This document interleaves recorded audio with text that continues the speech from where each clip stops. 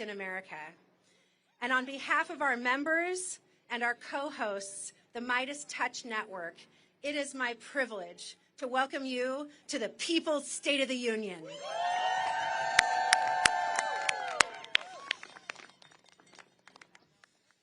Some of you may know that giving a State of the Union address, or at least a report, is part of the job of the president. It's constitutionally required.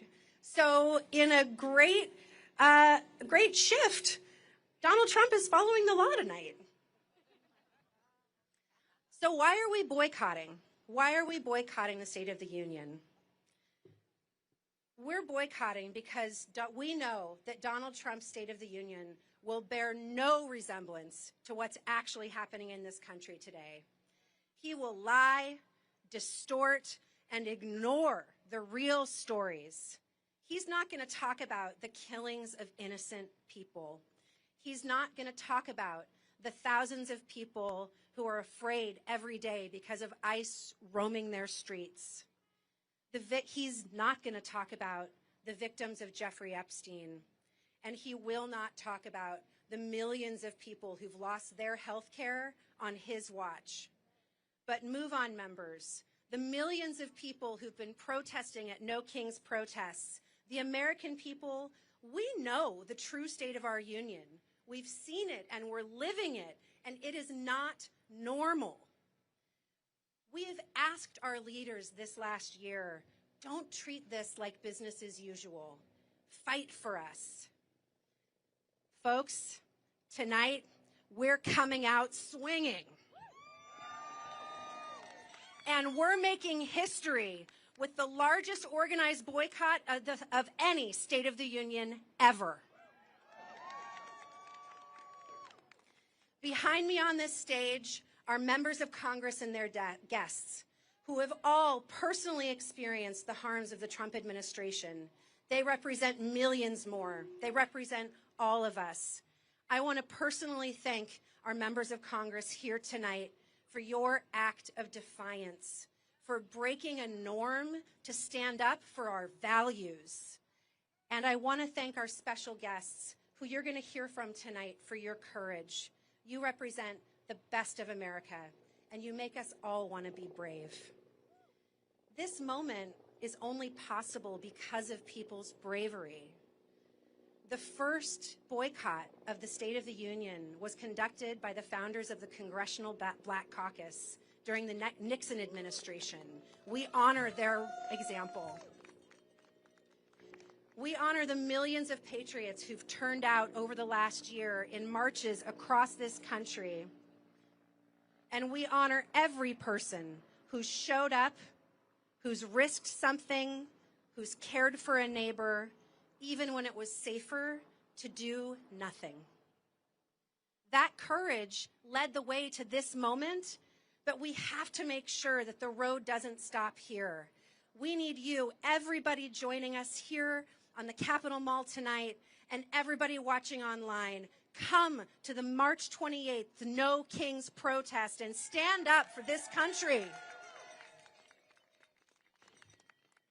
Before I introduce our hosts for tonight, I just want to give a special thanks to all of the people behind the scenes who helped to make tonight happen. MoveOn staff, the staff who serve our congressional representatives and senators here tonight, our partners, thank you so much. This is no small task to put on a historic event to fight for our country. Thank you.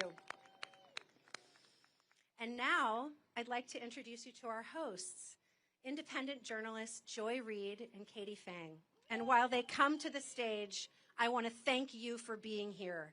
I want to thank you for being brave, and I want to thank you for being a part of building the America we can all be proud of. Thank you.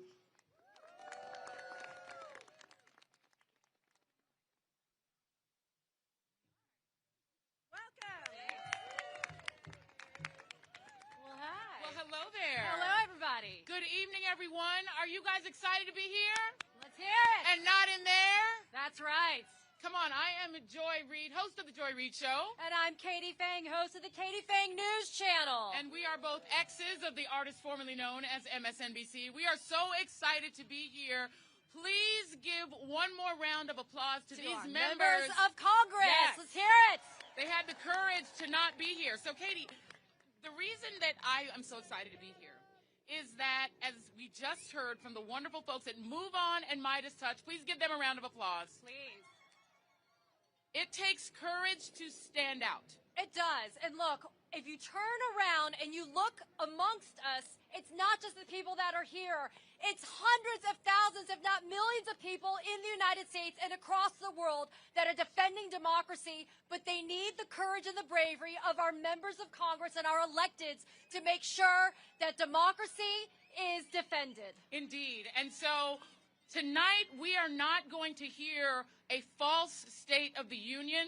We are going to hear the true state of our union from the people who are being impacted by the policies that are taking place at the hands of someone who has demonstrated no love for the Constitution, for the truth, or for the care and concern of the American people. It's much more important to hear what people are truly facing and going through. That's what you're going to hear tonight. The American people deserve the truth.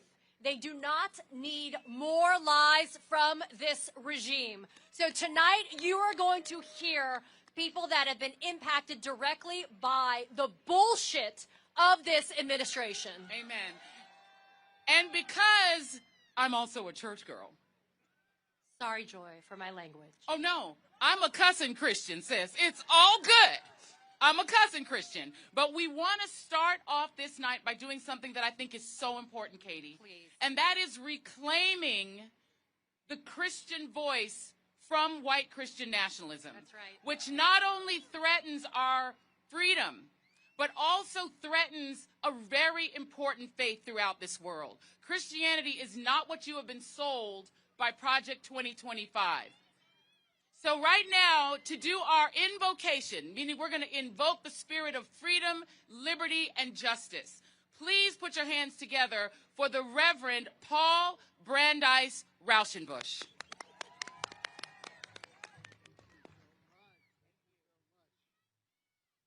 Thank you, Joy and Katie.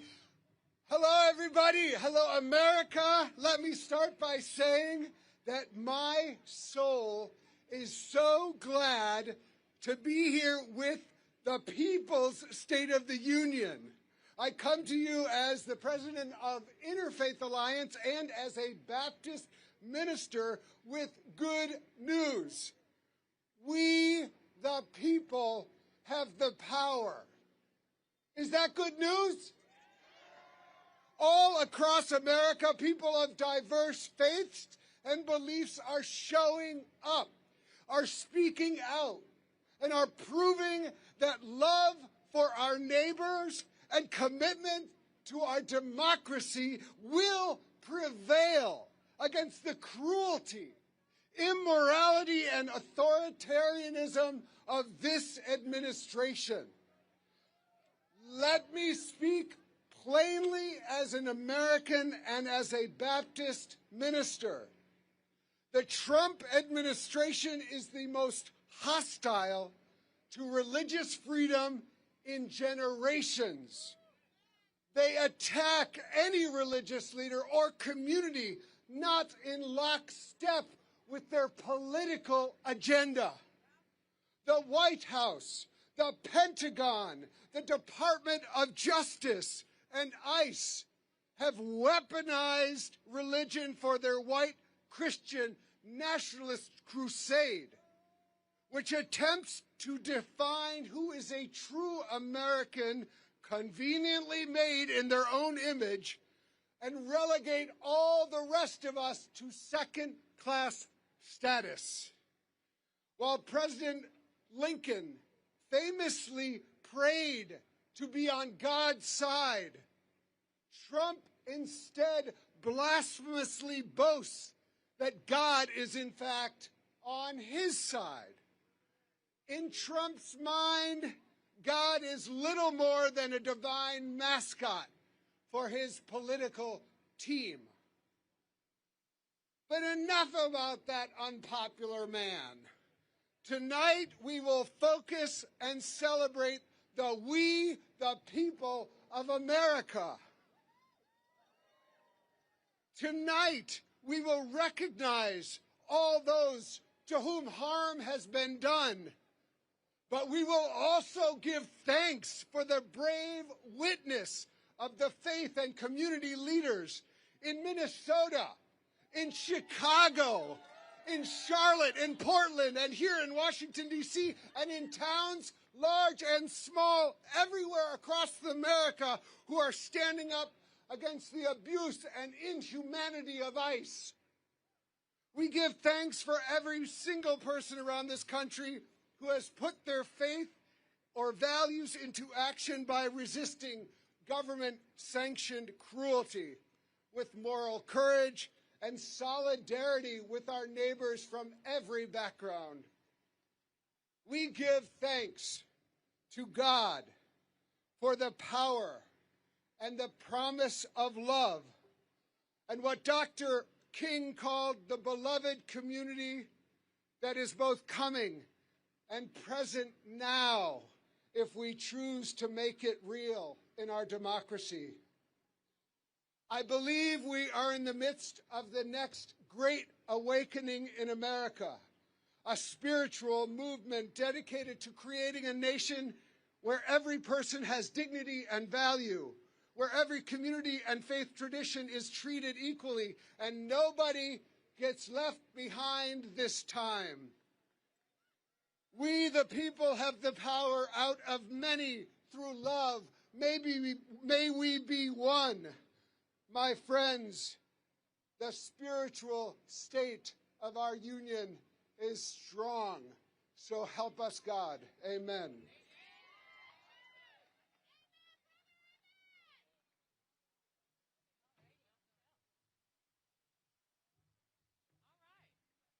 Y'all should be well in the spirit at this point. Is everybody in the spirit? That's what I'm talking about. That's right. We're going to call the spirit of our ancestors to make sure that we do justice on tonight.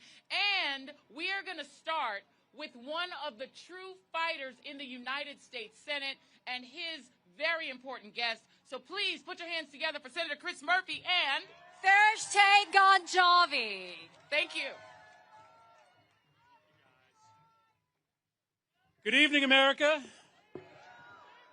I want you first to give a big round of applause to my guest, refugee and immigrant advocate from Connecticut, Farishte Ganjavi. Say hi to Farishte.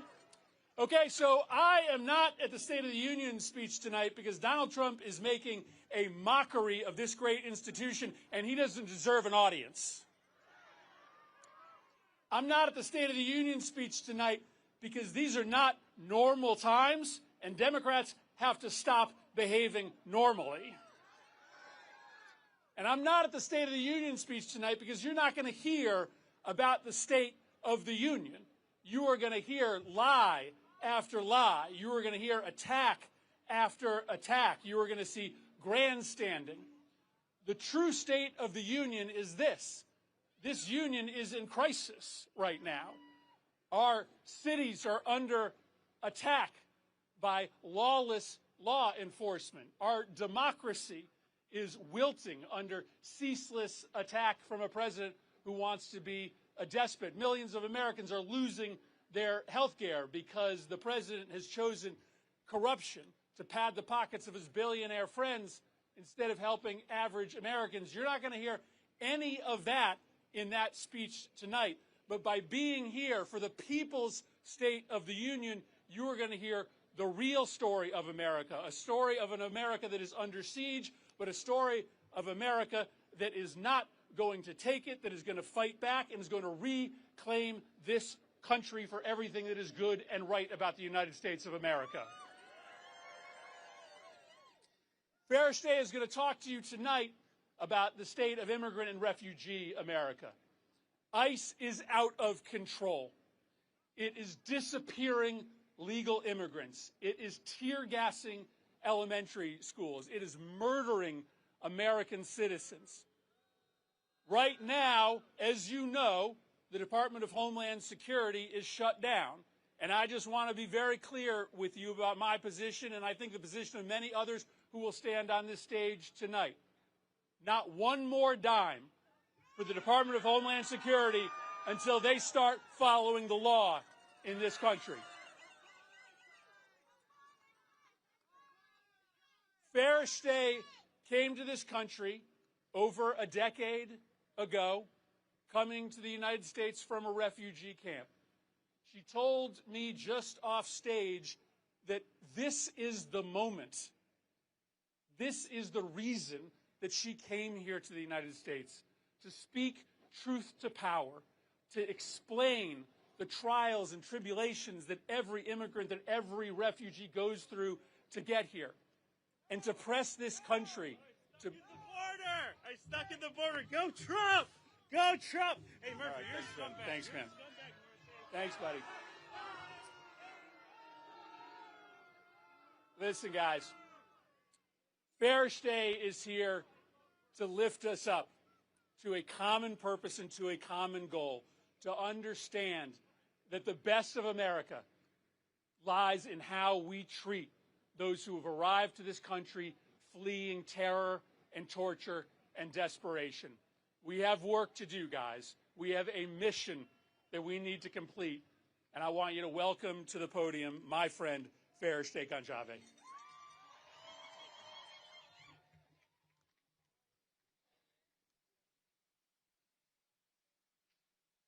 Good evening, everyone. Since arriving in the United States as a refugee in 2011, I have educated more than 7,000 refugees,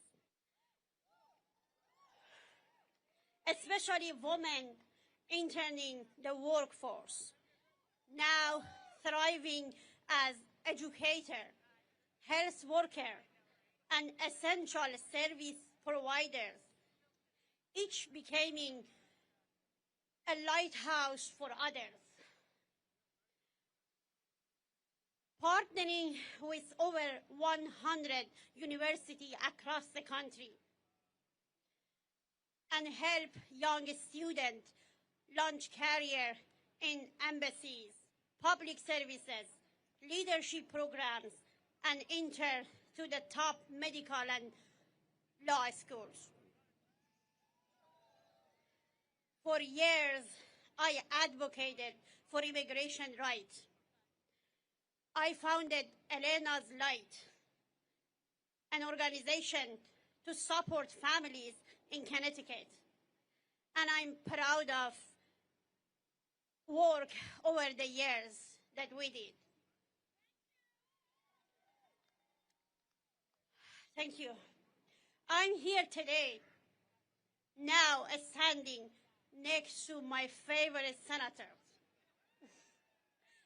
Senator Murphy, to speak with the voice I'm so proud of.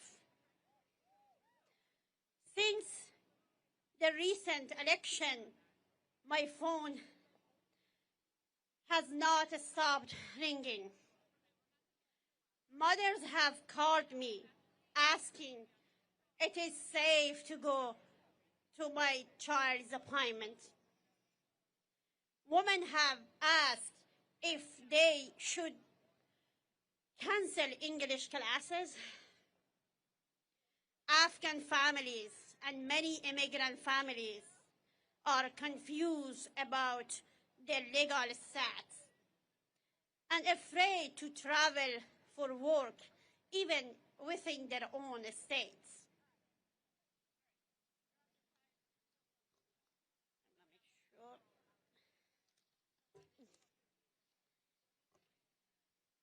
Fear is not abstract. It is in our classrooms. It is in our clinics. It is in our homes. Families feel unstable. We are living in uncertain society these days. Because of this, advocacy in Connecticut has shifted. Organizations on the ground like ours are spending more time on Know Your Rights training, policies are shifted quickly, and we must help families with rapid response needs. Preparing families with documentation for when their family members get kidnapped, and working closely with legal and health partners to support families struggling after Trump's healthcare cuts. But as hard as we try, we cannot replace health insurance. That our elderly, our children, our people with disability can no longer access. We cannot guarantee safety or peace of mind for the worker who keep our communities running every day. This administration needs to stop separating families.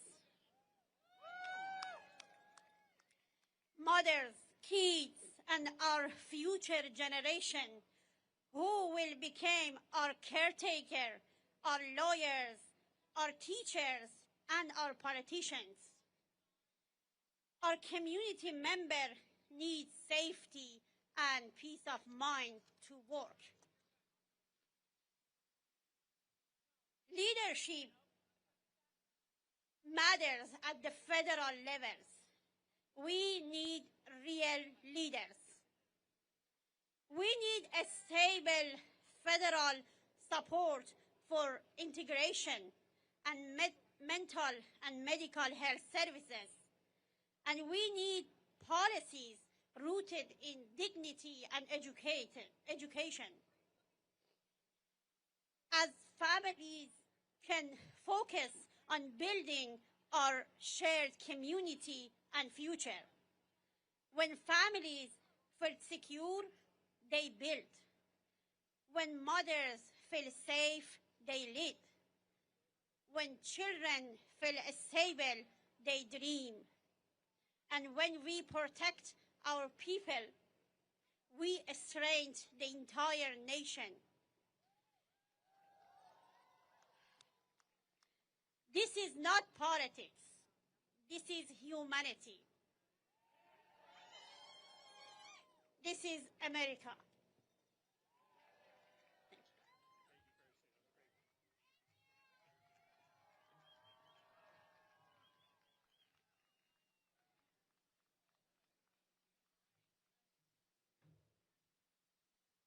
Everybody, one note, we just want to do sort of one housekeeping note. Attention all MAGA trolls.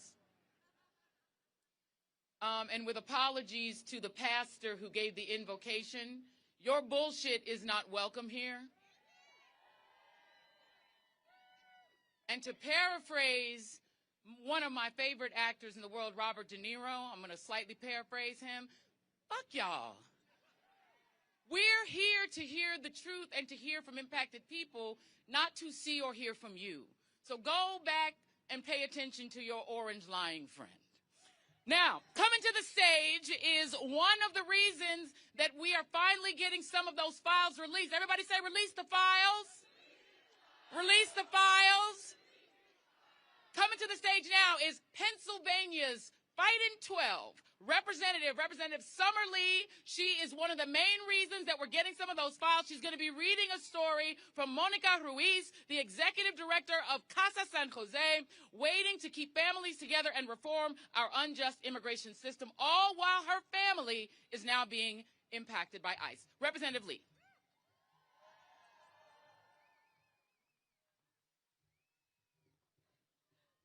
Whew.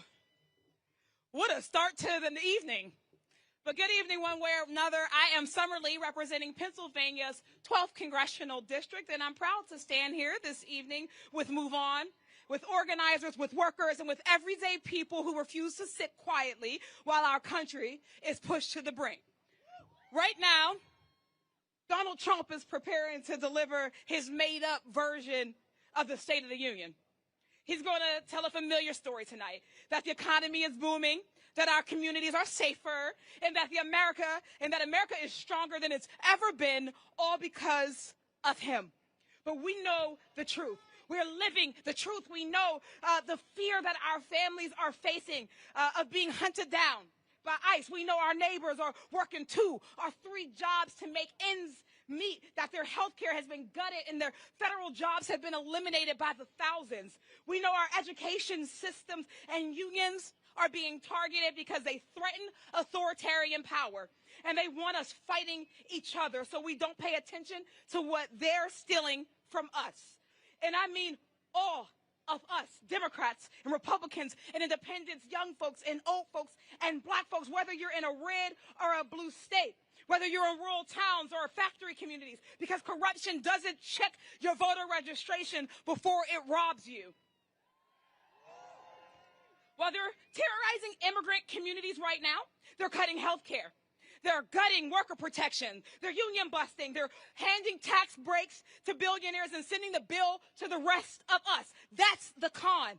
That's the scam. And working people are done falling for it.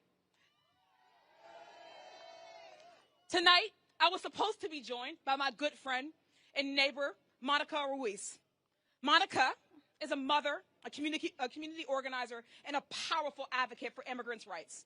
She was ready to bring that fight from Pittsburgh to D.C. to remind folks who and what she has been fighting for relentlessly. But right now, Monica's family is in crisis as it's being targeted by ICE. Her son-in-law, Victor, was followed by agents unprompted after he dropped his brother off at work. They pulled him over without cause. There was no traffic violation, no expired tag, just a man who looked brown enough to be dragged to one of the worst detention centers in the country. Meanwhile, just the other day, Monica's daughter, Adriana, just gave birth to a baby girl who is yet to meet her father because he's been locked up by this lawless agency. Victor has been in the country for 18 years. 18 years of working to build a life for himself, his loved ones, and now his new family. That is the real state of our union, where families are being torn apart and traumatized, where corporations get more say in our democracy than the people we elect, where the government would rather protect powerful people in the Epstein files than the women and the girls who were sexually abused. We live in a country where we have one reality for everyday people and another for the rich and the well-connected and the well-protected. We have to change that. We have to meet the moment with bold policies that level the playing field and deliver justice no matter how much money you have to your name. That's why earlier today, I announced that I'll be introducing articles of impeachment against Pam Bondi. Trump's DOJ continues to obstruct justice and refusing to comply with our subpoena to release the full, unredacted Epstein files. Bondi must be held accountable for that. And let's not forget, it was Trump who said it first, release the files. So we'll keep that call up no matter what. Because where I come from in Western Pennsylvania, we know what it means to be abandoned by politicians who make big promises and lie and deliver nothing.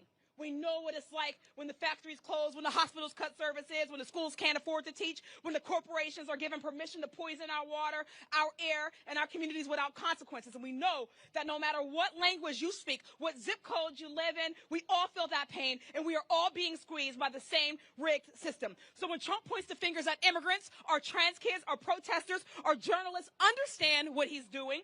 He's trying to make sure we never point the finger where it belongs, at the billionaires and the corporations looting our economy, robbing our people, and buying our democracy right from under us. But here's the truth that they're afraid of. Working people are waking up. Across this country, folks are organizing labor and their money. They're refusing to be silent in the face of authoritarianism. But we know fear is their weapon, but solidarity is our power. So tonight, while Trump paints his fantasy version of America, we're grounded in America, in reality, and we're building something better. In America, where we have Medicare for all, every job that pays a living wage, where no one fears being ripped away from their family. That is the America we're fighting for. And later tonight, I'll be delivering the Working Families Party response to the State of the Union, laying out exactly what it will take to build an economy and a democracy that works for all of us. not just the working few. So I'm asking you to stay engaged, stay fired up, and tune in tonight, because this is about building a movement that is big enough to defeat authoritarianism, to stand up to corporate power, and rooted in a simple belief that when working people come together across race, across geography, and across whatever lines they try to divide us by, we are unstoppable. So all power to the people, and thank you all for being with us tonight.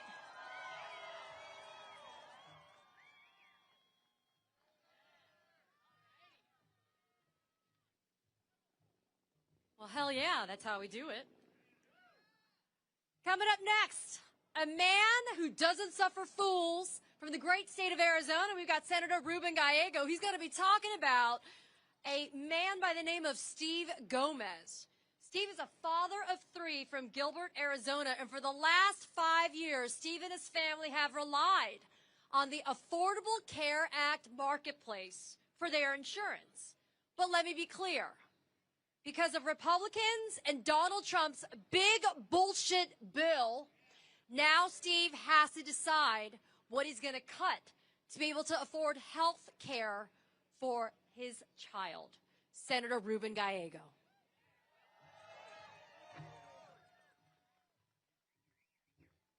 Listen, you know how important this is? I'm from Arizona. This is cold. But let's be clear what's happening there. They want to call that the State of the Union. It is a state of denial. Because what's going to happen under that Capitol is a bunch of lies. Lies that Donald Trump, the Republicans, are going to tell us about how great this country is doing right now. But what is true, what is happening right now, is that Donald Trump, the Republicans, have made this country sicker, poorer, and less secure. Sicker, poorer, and less secure. How did it start? As soon as they got in there, what did they do? They went and they cut Medicaid and they cut food stamps. Millions of Americans right now are without health care. The poorest of our country are trying to figure out how to make ends meet and how to pay for that grocery bill, because they needed an extra $1 billion for their billionaire friends. And when they had whatever money they had left over, then they used it to hire the most amount of ICE agents, to have the massive amount of deportations we have now that are also targeting U.S. citizens, racial profiling Americans, arresting Latino veterans and telling them you are not part of this country, and making them prove that they're Americans when nobody asked to prove our citizenship when they were sending us to war for this country. Sicker, poorer, and more secure. Less secure. Let me tell you what else. Every day, every American is trying to figure out how to buy food, how to pay rent, how to pay that mortgage, how to get a car, and this president has done nothing to help that. $1,000 per average every American has to pay for his tax increases. And now the corporations are going to get all their money back. Is every American going to get a refund for the $1,000 mistake that this president did? No. Not only that, he's going to double down. He's going to say, screw you, Supreme Court. I want to do 15% tax, and guess what? All of you Americans are going to pay for it. And now we have to figure out again, how are we going to pay for our rent? How are we going to pay for electricity? How are we going to actually pay for everyday food? We are poorer because of Donald Trump and the Republicans. Now let's talk about security. Let's talk about security. In 2 weeks, 2 Americans were gunned down by federal masked agents. In front of our eyes, in front of your eyes, and then they try to lie to you. You saw it with your own eyes. 2 Americans expressing their First Amendment rights, and they said to you that they deserve to die. 2 Americans. 2,000 federal agents, masked federal agents, suppressing citizens in Minnesota, acting as if they're a military occupation. You do not military occupy anything in any part of this country. Those are U.S. citizens. They deserve the right to free speech. They deserve the right to say there's something wrong in my community, and they deserve the right to protect themselves and say, I will not stand for this. I will evoke my First Amendment rights and get out of my city. Let's be clear. No matter what they say, they are going to lie to you. And I'm not saying this just because I'm just another politician. I'm telling you because I have heard it. We talked about Steve Gomez. Steve Gomez wanted to do everything he could not to have to accept subsidies for his kids. He wants to provide. He wants to continue to have his personal business. He wants to be a responsible citizen. Now he has to make that decision. He has to make a decision right now. Will I continue to pay for this very expensive health care, or will I gamble? Will I pay for my health care, or will I pay the mortgage? That decision was forced upon him by an uncaring Republican administration, by an uncaring Trump, who only wants to find more and more money to give more and more tax cuts to the richest of the country that do not need it right now. They're making us sicker, poorer, and less secure. Let's change that, America. We are better than what is under that Capitol right now. We can make this country, again, the best country in the world, where everyone is richer, where everyone is more secure, and we are proud of everyday work that we can say that America is getting better, will be better, and will one day be the best. Thank you so much. Stay in the fight.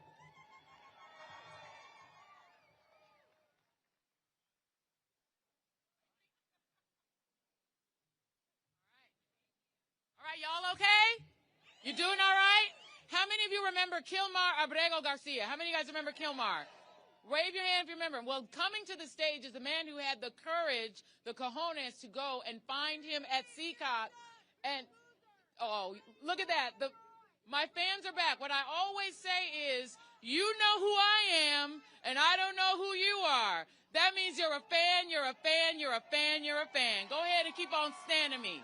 Keep on standing me, because I don't know who the hell you are, but you know me. Hallelujah. Keep on being my fan. Coming to the stage is the great Chris Van Hollen, Senator Chris Van Hollen of the great state of Maryland. He'll be joined by Jenna Norton, a public health scientist focused on health equity and data standards to improve health outcomes in kidney and urologic diseases. She was a lead organizer of the Bethesda Declaration, a whistleblower letter to the NIH director and members of Congress detailing this harm. In November 2025, she was placed on retaliatory administrative leave. So you're going to want to give her a major round of applause. Senator Van Hollen.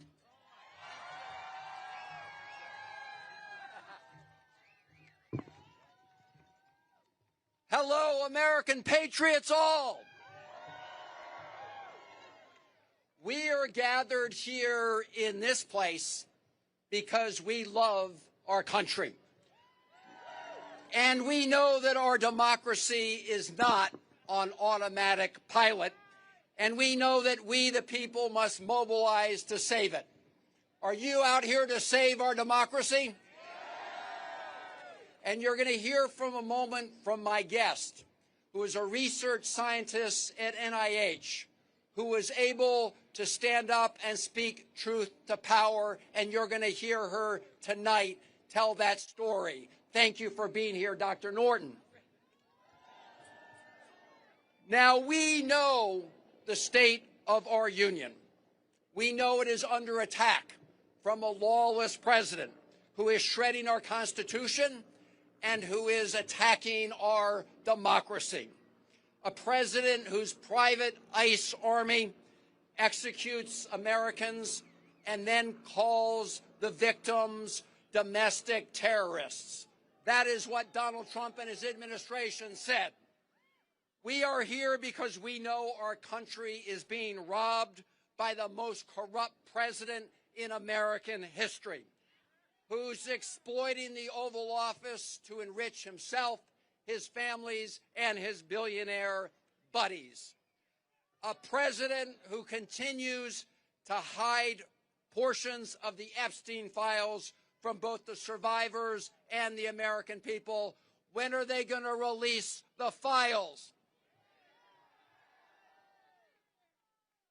A president who wants to erase our history. Are we going to let him erase America's history? A president who promised that on day one he would bring down the costs. But instead, ever since he was sworn in, we've seen prices and costs go up on the American people, even as he refuses to extend tax cuts, tax credits that help people afford their health care. We have a president who seeks not to build a more perfect union, but one who wants to tear it down. And a president who said he would stop wars, but instead is responsible for war crimes and, as we speak, is threatening more wars. We need to stop him. We are gathered here because we know that we cannot pretend that any of this is normal, and that we will not and must not pretend that this is business as usual. We must get in the way of Donald Trump's march toward fascism. We cannot take our country down that road. And what Donald Trump wants to do is what we know all bullies do, all dictators do. He wants to intimidate all of us. He wants us to sit obediently and quietly while he lies and lies and lies to the American people. In other words, he wants us to shut up and sit down. So I have a question for all of you patriots. Are you going to shut up? Hell no. Are you going to sit down? Hell no. We're not going to stand down. We're going to stand up just like the people in Minneapolis who have taken to the streets, who are blowing the whistle to protect their neighbors and to protect our Constitution, and who are getting in the way of the president's efforts to tear down our country. Now, look, we know Donald Trump is unpopular, and we know he knows he's unpopular.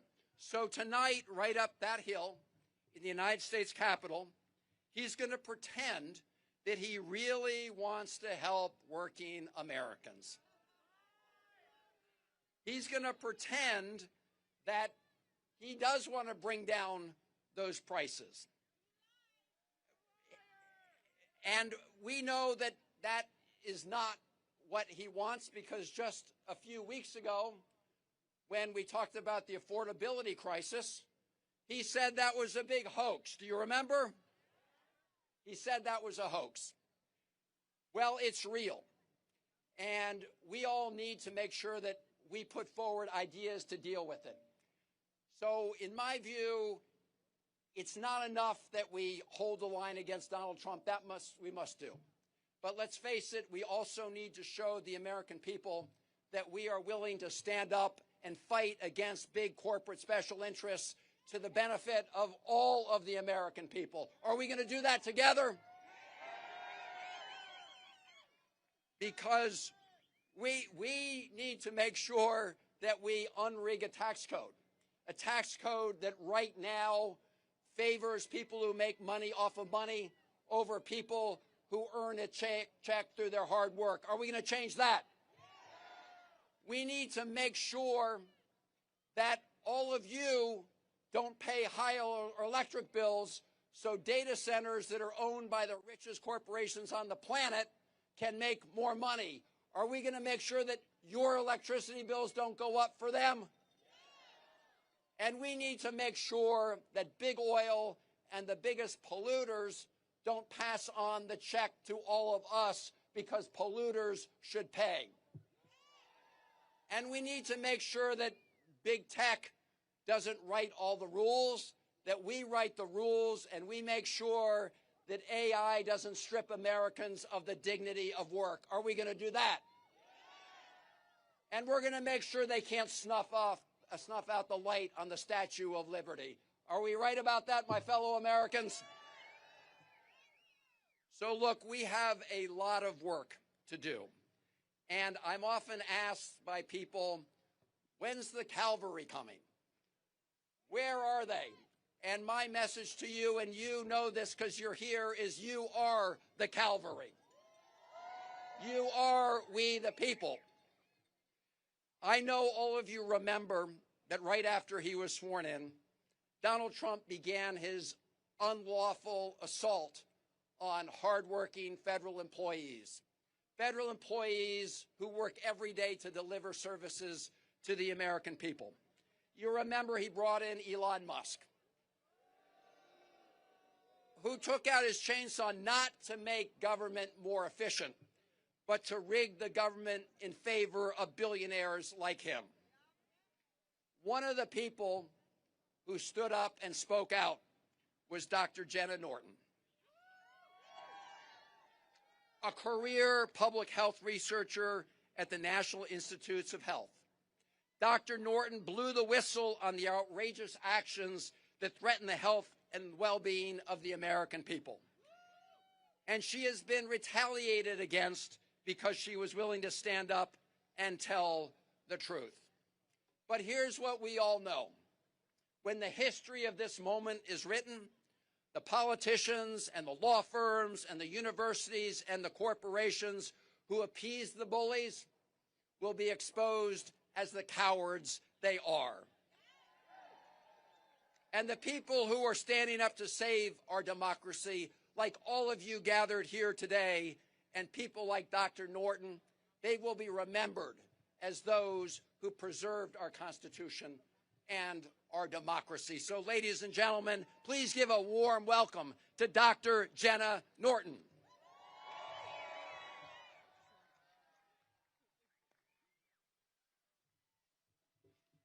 Thank you, Senator Van Hollen. I'm so honored to be here today, speaking up with so many other brave people in my personal capacity. As Senator Van Hollen noted, in November of 2025, I was placed on administrative leave from the job that I loved at the National Institutes of Health because I blew the whistle on the wrongdoing that I saw there. The Trump administration put research participants and public health at risk by a... Is that better? So, thank you, Senator Van Hollen, and thank you for letting me know that you couldn't hear me. I am very honored to be here today with all of the brave folks who have been speaking up, and I am here in my personal capacity. So as Senator Van Hollen noted, I was placed on administrative leave in November of last year because I spoke up about the wrongdoing that I was seeing in a job that I used to love at the National Institutes of Health until it was fundamentally changed. The Trump administration put research participants and public health at risk when they abruptly terminated NIH studies. By halting these studies, they also wasted taxpayer resources. When you halt a study, a 5-year study, a $5 million study, 4 years in, you don't save $1 million, you waste $4 million. And they continue to this day to censor research in violation of the courts, erasing people from science who don't fit their vision. Black people, Hispanic people, immigrants, LGBTQ+ people, all Americans who deserve to have their unique research needs addressed.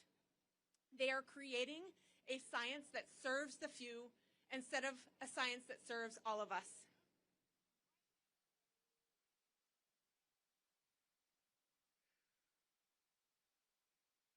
When this began, I knew that speaking up was my right, but I also believed that it was my duty.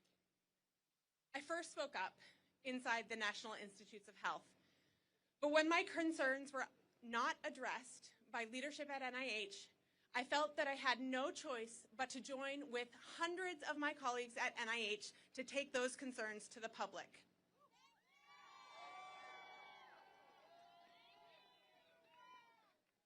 Tonight, you are hearing from those most affected by the Trump administration. But civil servants like me are not the only ones affected. The lawlessness at the National Institutes of Health affects all of us. Last year, the Trump administration funded 24% fewer new research studies with about the same amount of money. That means fewer future cures for all of us. The Trump administration also funded 20% fewer early career researchers, creating a brain drain that will damage our economy and end American leadership in science exploration, as our best and our brightest seek positions abroad. The Trump administration tried to silence us by putting me and other federal employees who have spoken up on retaliatory administrative leave. They do not want you to know how they are destroying your government, our government. But we will not stop speaking up. Let's get loud together. This is our country, and when we come together, we are powerful. Thank you.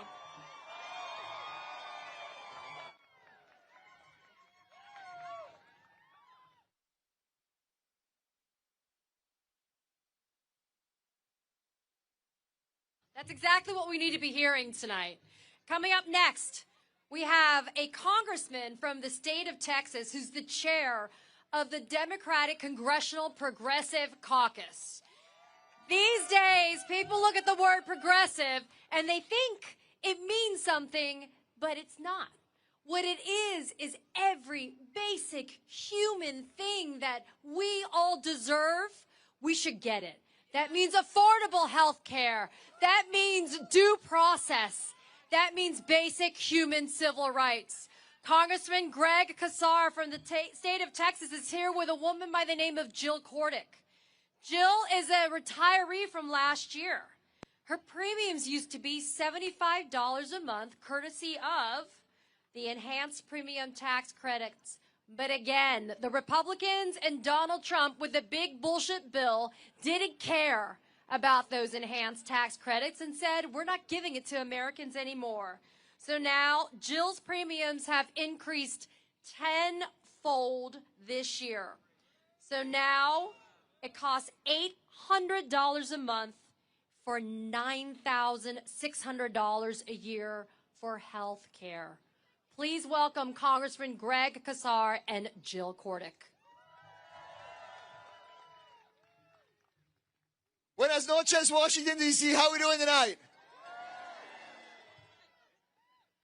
I'm not in the Capitol building tonight because I have a pretty good idea of what's going to happen. For an hour or two or three or four, a man who's made $4 billion off of being president is going to lecture you, the American people, about how good you have it. A man who is building himself a golden ballroom is going to tell you that if you're struggling to get by, that's your fault because he's killing it. A man who flies around in a $400 million palace in the sky is going to tell you how good the economy actually is. He's going to tell us that the State of the Union is strong. Strong for who? Donald Trump and his billionaire donors' bottom line might be strong. The Epstein class certainly is going strong. But the state of our union is about all of us. And everyone but Donald Trump's rich friends know that it's a disaster. Our union is not strong when millions of folks like Jill are seeing their health care premiums go up 2 times, 4 times, 5 times, 10 times higher. Our union is not strong when Americans fear they could be killed or taken by masked agents in our streets. And now the latest news is that Trump is going to talk about in his speech tonight another tax cut for the richest people in this country and for big corporations. 17 million Americans are already paying for Donald Trump's last billionaire tax cut by losing their health care. Do we need another one? Read my lips.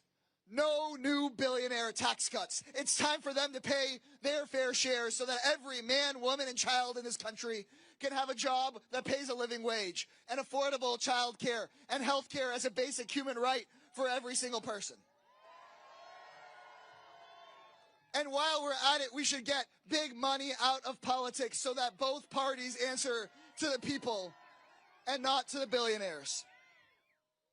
Not another cent to the billionaire class, not another cent to the Epstein class. We will fight this Trump proposal tonight, tooth and nail, and we will make sure that the Republicans that vote for it lose their jobs. What do y'all say? Y'all, we don't need to hear what Donald Trump says tonight because we see what he does. He steals from working Americans to give to the rich. Donald Trump doesn't owe us a 2-hour rambling speech. He owes the American people their money back. If he wants to help the American people, he should shut up and pay up and give every family the $1,700 that he took from them with his illegal tariffs. How about that? How about instead of giving us a rambling speech, he gives us the $4 billion back he took in bribes while he's been president this last year? How about instead of wasting our time in that Capitol, he gives us the $1 trillion back he gave in tax cuts to the 1%? But he's probably not going to give us that, so it's time for us to go and do it ourselves. Because I know things are bad, y'all, but here's the thing about the state of our union. We can change it. You know the phrase, we the people, in order to build a more perfect union. And this year, Americans have a chance to send Donald Trump a message about the kind of union we're going to build. Because next year, with all of our work and the work of Americans like those you're hearing from tonight, Trump will face a very different Congress. A Congress that does not bow down to him, but stands up to him and holds him and all of those criminals accountable. You got to believe it. And that's going to happen, not because of people in power, but because millions of brave, everyday Americans are speaking up about how they're getting screwed by Donald Trump. And I have the honor of being joined by one of them tonight. Please give a very loud, very warm welcome to Jill Cordic.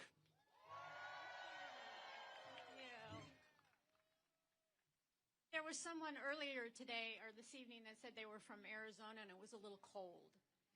I'm from Iowa. This is balmy.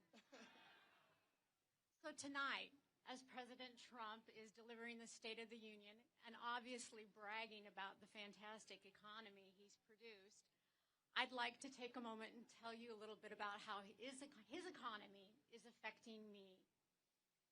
When I retired, I benefited from the ACA tax credits, as you all have heard. $75 a month, a little over $900 for the year. Then, as a part of Trump's agenda, enthusiastically supported by Representative Marionette Miller Meeks, they voted to shut down the ACA tax credits. A decision that I'm sure she's applauding tonight behind us in the Capitol. And because of that, I now pay just short of $10,000, from $900 to $10,000. Affordability looks very different today. So now I find myself, shopping a little different at the grocery store. I'm in Iowa, so yes, we do layer up and use blankets, all in an attempt not to raise my heat bill. And honestly, I am making choices to defer health care, just all in, great fiscal caution, as I'm looking at least a $10,000 deductible. There are millions of Americans that are affected by the loss of the ACA credits. In Iowa specifically, there are around 100,000. 13,000 have opted not to sign up and be in the marketplace this year. That's 13,000 Iowans trying to navigate the healthcare systems without coverage. This isn't abstract. These are real policy choices, errant policy choices, and they're harming real people like me. And these intentions and the intentions here that these leaders are these guys are supposed to be representing us. Too many syllables here. Yet, they continue to disappoint us. They've just shown us, the Republicans and Donald Trump, how out of touch they are with real Americans. So when they choose tax breaks for the wealthy over affordability, that dastardly word that Donald doesn't like, affordability for Americans They're turning their very back on the people that they are supposed to be representing. So thank you for listening. Thank you for showing up tonight. Thank you, Jill. Let's hear it for Jill. Let's hear it for each of you guys. Thank you guys very much.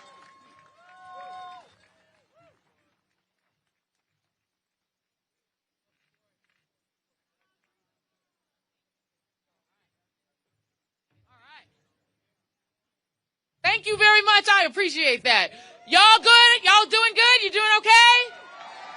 All right, wonderful. Coming to the stage. Now, this is going to be an incredible tag team. This is a dynamic duo. All of these have been dynamic duos tonight.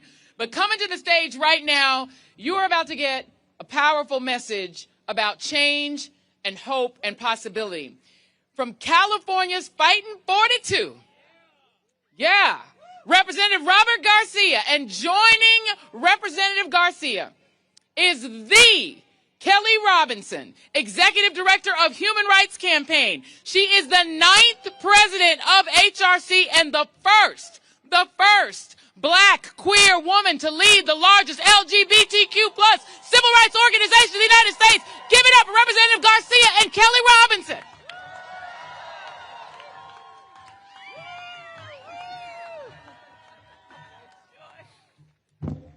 Hey everyone, how are we doing tonight? It is so great for both Kelly and I to be here with all of you, two proud members of the LGBTQ plus community who are proud to be standing tonight with the people at the People's State of the Union. The single most powerful moment tonight is going to be when Donald Trump has to look up at the gallery of the U.S. House and see the survivors of Jeffrey Epstein looking straight back at him, demanding justice, demanding truth, and demanding accountability. We should be crystal clear about right now what is happening in our country. We have a president who is leading the single largest government cover-up in modern history. We have the single largest sex trafficking ring in modern history right now being covered up by Donald Trump and Pam Bondi in the Department of Justice.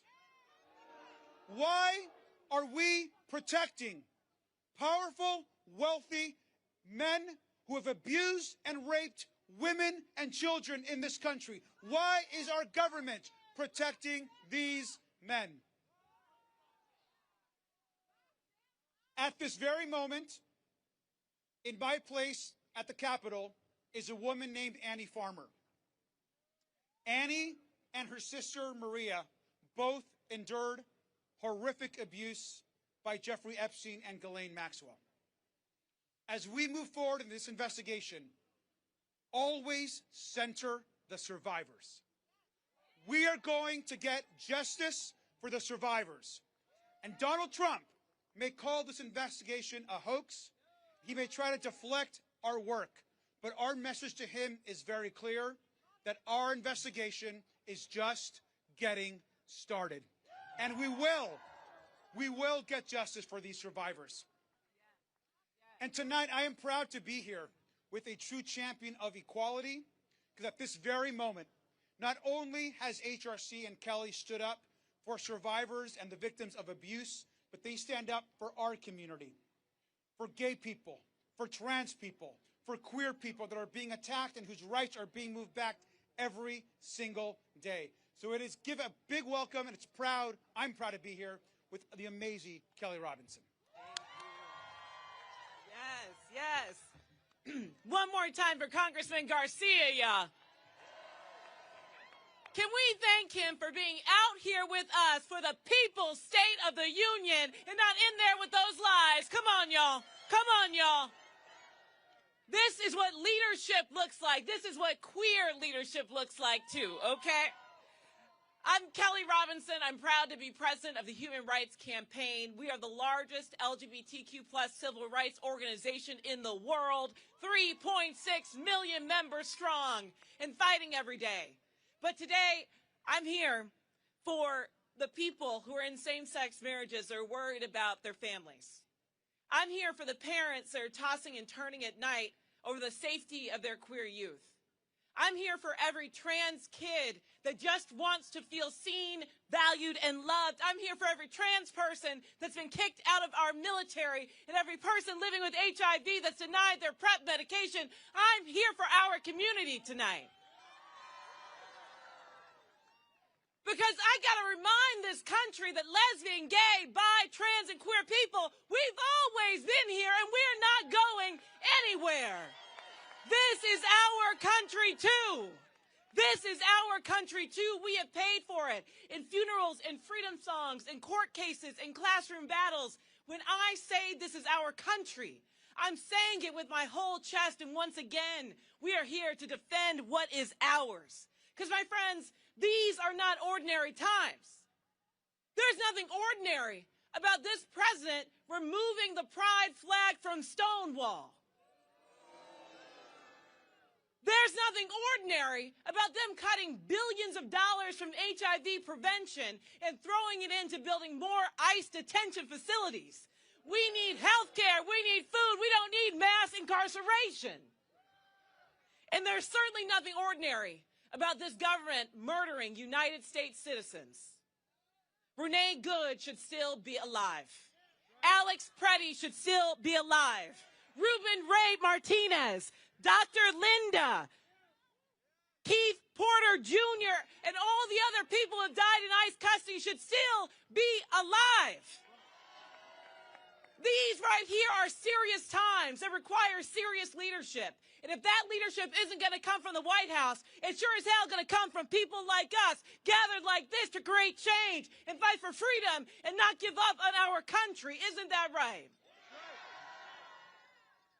So I want to say this. I pray that one day my children will grow up in a world where they feel just as safe surrounded by the American flag as they do when they are surrounded by pride flags.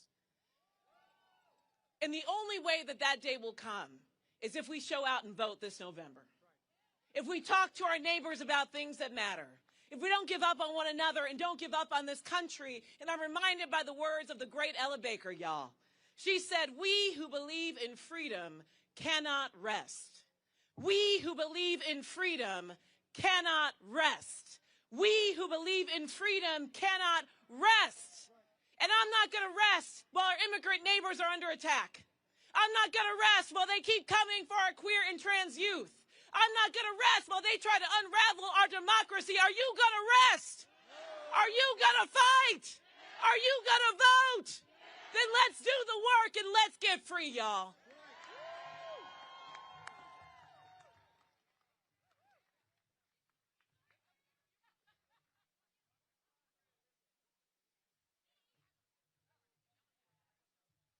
I feel like she needs some walk-off music after that. Damn. So, a DJ. You need a DJ? Alrighty. So, we all know that the convicted felon Donald Trump thought that he could test certain cities to see if they were made of the metal to crumble. One of the cities he's picked was Portland, Oregon. And Portland said, hell no, ICE gotta go. Portland also said, hell no, National Guard is not going to happen here. Federal judges told this administration no. And what did Trump do? He called for their impeachment. He doesn't believe in the rule of law. But Senator Jeff Merkley is here to let us know and to let all of you know that the rule of law is still alive and well. He's joined tonight by Nafisa, Washington County Commissioner, who made history as the first immigrant and refugee, the first black and the first Muslim commissioner in that county. She is outspoken because ICE and Trump's secret police are terrorizing our communities. Let's hear it for Senator Merkley and Nafisa. How y'all doing tonight? You know, Kelly Robinson, who just spoke from HRC. How about another hand of applause for her work leading the equality movement? And how about this? How about we pass the Equality Act so discrimination and bigotry is eliminated across the United States of America? Now, if the president was telling the truth tonight, he'd be saying, well, here I am 1 year in, and you know what I've done over the last year? Made the billionaires a lot richer and everyone else sicker and poorer. Is that the kind of America we want? You know, it's pretty incredible to see really the damage that can be done by a leader like Donald Trump. And part of that damage is undermining the very core of our Constitution, the checks and balances of our Constitution. And he has really had a 10-part plan to be able to do that. And one of those parts of the plan, an incredibly dangerous plan, are troops in the street. It means federalizing the National Guard. So we're going to stop that? It means he wants to send the military out and surround the polling place in November. Are we going to allow that to happen? It means ICE operating as secret police. And I can tell you this, I never thought we'd see secret police here in the United States of America. I mean, you read about it at some other country, about people who have no badges.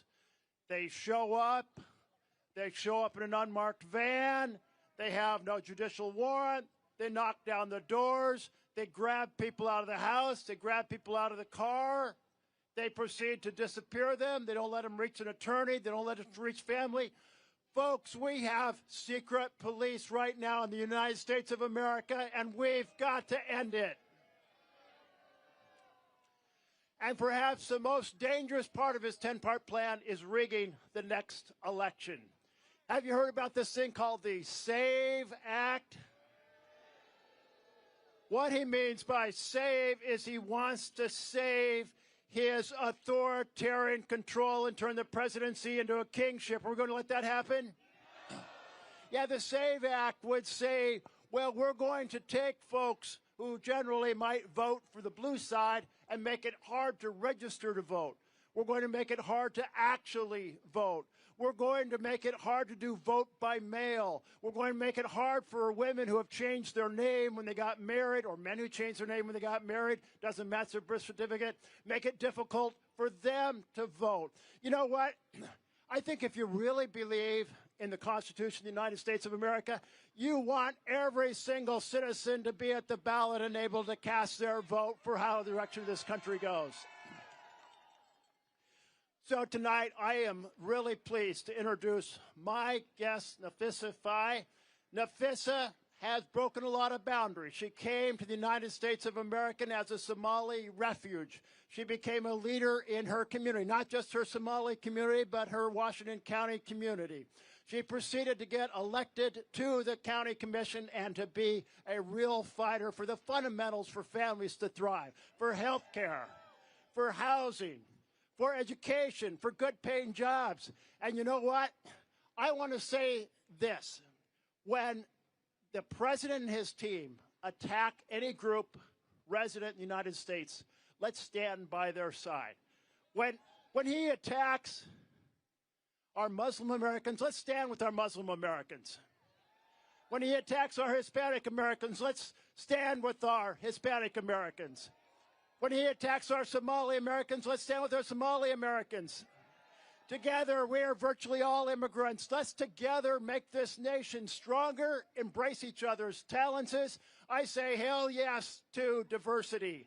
I say hell yes to equity. I say hell yes to inclusion. And here is a champion doing the hard work at the county level, Nafisa Faye. Let's give her a big welcome.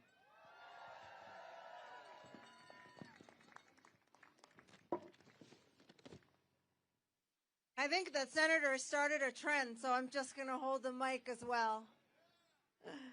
Hello, everyone. I think the secret is out. I am from Somalia, but don't share that with Donald Trump. My state had enough of him, so. My name is Nafisa Faye, and I serve as a Washington County Commissioner in Washington County, Oregon. I'm honored to be here in Washington, D.C., because policies passed in D.C.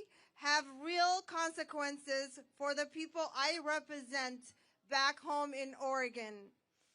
I want to thank Senator Jeff Merkley for inviting me and for standing with communities in Oregon. In Washington County, residents are directly impacted every day. Man, D.C., I thought Oregon was really cold, but D.C. is super cold. I tell ya. It's been a while since I've been in Somalia, so I should be used to the cold weather, but D.C. is really cold. In Washington County, residents are directly impacted every day by the actions of ICE. But because we have leaders who are willing to listen and act, our residents are also empowered to speak up and even take ICE to court and prevail. How many of you? That's what happened when Victor Cruz, when ICE wrongfully detained him in Oregon. He didn't stay silent. With legal support and community backing, he challenged that detention in court and won. His case didn't just change his life, it improved protection for others in Oregon as well. And then there is Paulino Martin San Pedro. After being detained by ICE, he became seriously ill, was deported, and later died in Mexico. His family and community are still living with that loss. His story is a painful reminder of the human cost when enforcement ignores dignity and due process.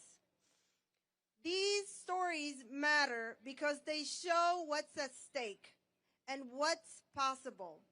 With leaders and leadership like yours, Senator Merkley, residents are empowered to seek justice, and we are called to ensure tragedies like Paulino are never repeated. Thank you for this opportunity and for giving us a voice and for being here today. Thank you. Nafisa, thank you so much. Thank you, Patriots. Let's save our republic. That's our mission. Let's get it done.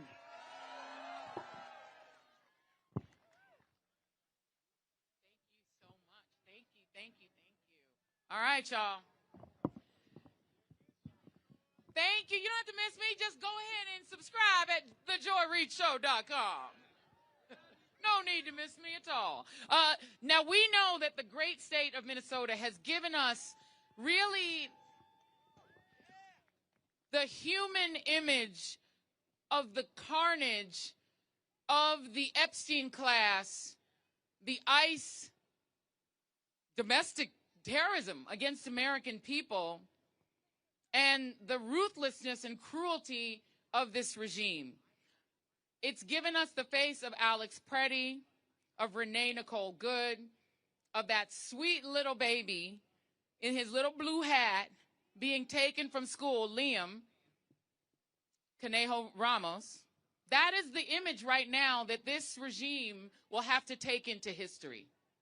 But the other image that will go into history is the resilience of Minneapolis, the resilience of the people of Minnesota, the resilience of Ilhan Omar facing somebody trying to rush her on stage and being ready to throw hands.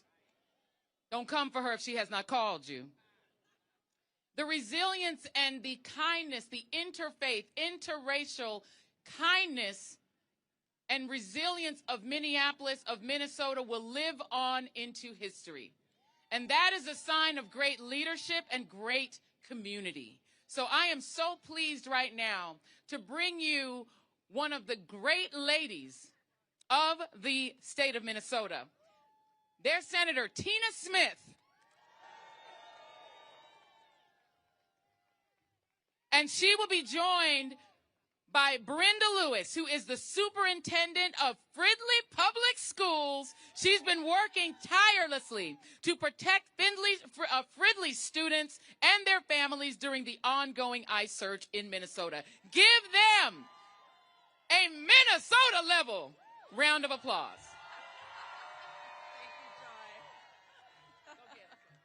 Good evening, everyone. Good evening. Thank you to MoveOn and to MeidasTouch and everyone, but especially thank you to the activists and the organizers that are here today. This is what a pro-democracy movement looks like. Look around. And back behind me here is the United States Capitol. And inside that Capitol, I gotta say, I'm so glad I am out here with all of you instead of inside that Capitol right now. Inside the Capitol, Donald Trump is lying about the state of this nation. He is using division to drive us apart, to make us think that we are not one nation, one community. And that is why we are all gathered here today, because we are against the chaos and the corruption that he is spouting back there in that most precious capital of ours. But tonight, we are outside, and I'm here to tell you, this feels like resistance weather to me. Because we want to tell the real story about what is happening in this country, what is really, really going on. And we're here to offer an alternative that is not about sticking up for the billionaires. It is about fighting for the working, the hard-working people in this country. And that is why I am so grateful to be here with my special guest today, Brenda Lewis. Give it up, Tal. Thank you, Brenda, for being here. Brenda is an educator. She was the superintendent of the Fridley Public Schools. This is a district of about 2,800 students. It is very, very diverse. It's a suburb of Minneapolis and St. Paul. And when ICE came to Minnesota, Brenda sprang into action. I'm here to tell you, folks, she is a badass. Now, you've seen the searing images of what has happened in my state, in our country. People who have been arrested and detained and assaulted. The killing of Alex Preddy and Renee Good. You have seen the searing images of Liam Conejo Ramos and his dad ripped away from their home and sent off to Texas for no reason at all. But I'm here to tell you that what you see in the pictures is what's really happening is so much worse than that. Because once you get past the incredible documentation that is happening by these eyewitness accounts in small towns all across Minnesota, this same thing is happening. Restaurants and people have lost their livelihoods because of this secret police that has attacked our state. Families are torn apart and they will never be put back together again. The pain and the suffering and the damage is going to last for a very, very long time. And this is what Donald Trump and Kristi Noem are doing to us right now. But we have seen something else in Minnesota. When they brought guns, we had whistles. People came out in their neighborhood and they stood up for... So Brenda, can you tell us what happened? When did you first realize that this was happening with ICE and that you were going to have to spring into action? Sure. I first realized this in December when the temporary order was put through on our Somali families. And we were told, let's watch our attendance. And our attendance immediately dropped. Then, the day after the Renee Good murder, we had more than a third of our students absent. And that's when it began. And at that time, we thought we had seen the worst. And I'm about to share with you tonight a story that happened that covers a 10-minute period of time on a morning. I woke up that morning a little bit optimistic, and we learned that 700 ICE agents were leaving Minnesota immediately. Little glimmer of hope. Our second glimmer of hope, our lawsuit to keep ICE out of Minnesota schools, was trending really well in the media. That morning on patrol, all of a sudden, I got a call saying there are 6 vehicles up and down, up and down, up and down, right outside of one of our elementary schools. They were then in a roundabout preventing our children from crossing to come to school. They were yelling and screaming at our crossing guards. Then our principal was trying to help and trying to keep our students safe. And 4 ICE agents posing as press with orange upper bicep bands were yelling and screaming at her and videoing her. Then a mother was followed who is legally in the United States by 2 vehicles full of ICE agents, and she had to pull into our school so that she wouldn't be hurt. A board member was followed by ICE agents with a 3-year-old in the back of her car. This is just a 10-minute period one day. on one morning at an elementary school welcome. So think about that. Brenda and her educators should be figuring out how our children can be learning. And instead, they are pressed into this relentless effort to keep our children safe. But I want you to think, as I wrap here, about where the power is right now. The power is with people like Brenda.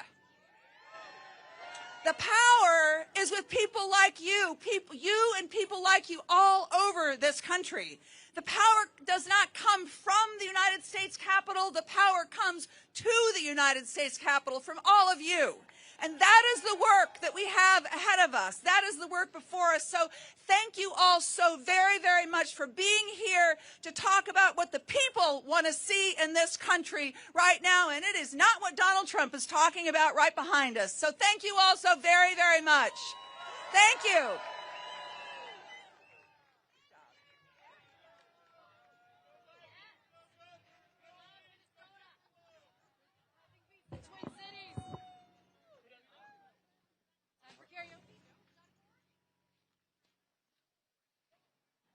Love you guys too. Alrighty. Love you. Okay. Forget it. I don't know how to do this. So, not everybody gets to be from the amazing place called New Jersey. But they do have some pretty cool people like Congresswoman Bonnie Watson Coleman. You know what she just did? She just introduced legislation to stop the bullshit of immigration arrests while people are going to court. Right? Because it never was about getting the quote-unquote illegal aliens. It was never about getting the quote-unquote criminal element out.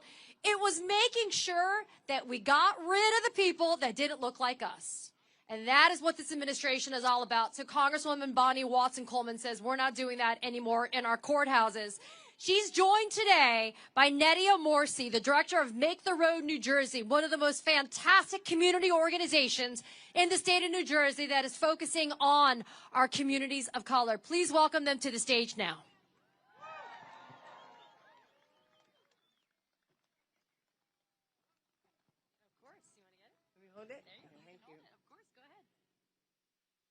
I'm a black woman. I'm here with an Egyptian Peruvian woman. We're America. We belong here. This is our country. This is a government of, by, and for the people, and Minneapolis showed us what happens when the people say no more. I am here because I will not be there listening to lies. Lies about what he thought he did, lies about what he's doing now, and lies about what he's going to promise in the future. We're entitled to safety, security, jobs, housing, and health care. And we demand that anybody that works for the United States government does so constitutionally and legally. So I got a special guest tonight for you because they're gearing up in New Jersey now. But New Jersey is gearing up for ICE. We want you to know that we're going to be ready when you come here. So you think you saw something in Minneapolis, you come to New Jersey. We may be small, but we're freaking mighty. I want to give Netti an opportunity to talk to you about how we organize get ready, and take care of one another. Give her a big round of applause so she's encouraged to come before you. Thank you, Bonnie. I'm going to ask if folks can repeat after me. I am somebody. And I deserve full equality here and now. With your chest. I am somebody and I deserve full equality here and now. First, thank you to Congresswoman for the invitation tonight. Thank you for your service, a powerful example of a woman grounded in her purpose. My name is Netti, and I'm the director of Make the Road Action New Jersey. And I'm here tonight on behalf of our nearly 7,000 working class and immigrant members across the beautiful state of New Jersey. This administration is one of the most violent and dangerous this country has ever seen. It was the Sunday after the inauguration around 10 o'clock in the morning when we had begun to receive calls from members further down on South Broad Street in Elizabeth, New Jersey, that ICE was knocking doors and entering businesses. I remember when I got to South Broad, it was a ghost town. The bodega was closed, the T-Mobile was closed, the bakery was closed. The videos of what happened that morning started to circulate in WhatsApp chats and Facebook groups. I called the same members who had called me, who I knew lived near South Broad. And we came together and we split up to knock on doors with Know Your Rights materials and to invite community members to our centers. That's how you start. You just start. You set up a phone tree to check up on fellow Elizabeth members throughout the city, and we organized a town hall the following evening. More than 300 people attended with less than 20 hours notice. What we came to see, what we always come to learn, is that people are searching for community. And we kept that way, shocked but organizing in shock, reminding ourselves that our liberation is not found in any administration, but in our collective efforts. When the outcome of our fight has never been more important, I can say that the union is strong if we remain strong. Every day, I choose to organize, and every day, hundreds of thousands of people across America choose the same. And together, even in the midst of so much violence, we will win. Trump is making cuts to healthcare to funnel billions to ICE to build concentration camps in our backyards. They're using commercial warehouses that have been converted into concentration camps with floor maps that look like slave ships. Concentration camps where they're holding children and adults who have been kidnapped, citizen or not, for the crime of being black or brown or poor or Palestinian. In Roxbury, New Jersey, in Social Circle, Georgia, in San Antonio, Texas, in Surprise, Arizona. All across the country, in all of our backyards, fascism is rampant. And we have to ask ourselves the question, who are the puppet masters? They are the billionaires standing behind Donald Trump, pulling the strings. And these billionaires, they have names. Peter Thiel, Alex Karp, Elon Musk, and many more. Corporations like Palantir are beta testing their mass surveillance systems on immigrants, and they are helping the administration compile data on U.S. residents across every government agency, including the IRS and law enforcement. They won't stop until they build an algorithmic surveillance where they profit on all of us. In the face of such blatant greed and hatred, the American people couldn't be more clear. We want an economy that delivers for all of us and a country where we protect our neighbors.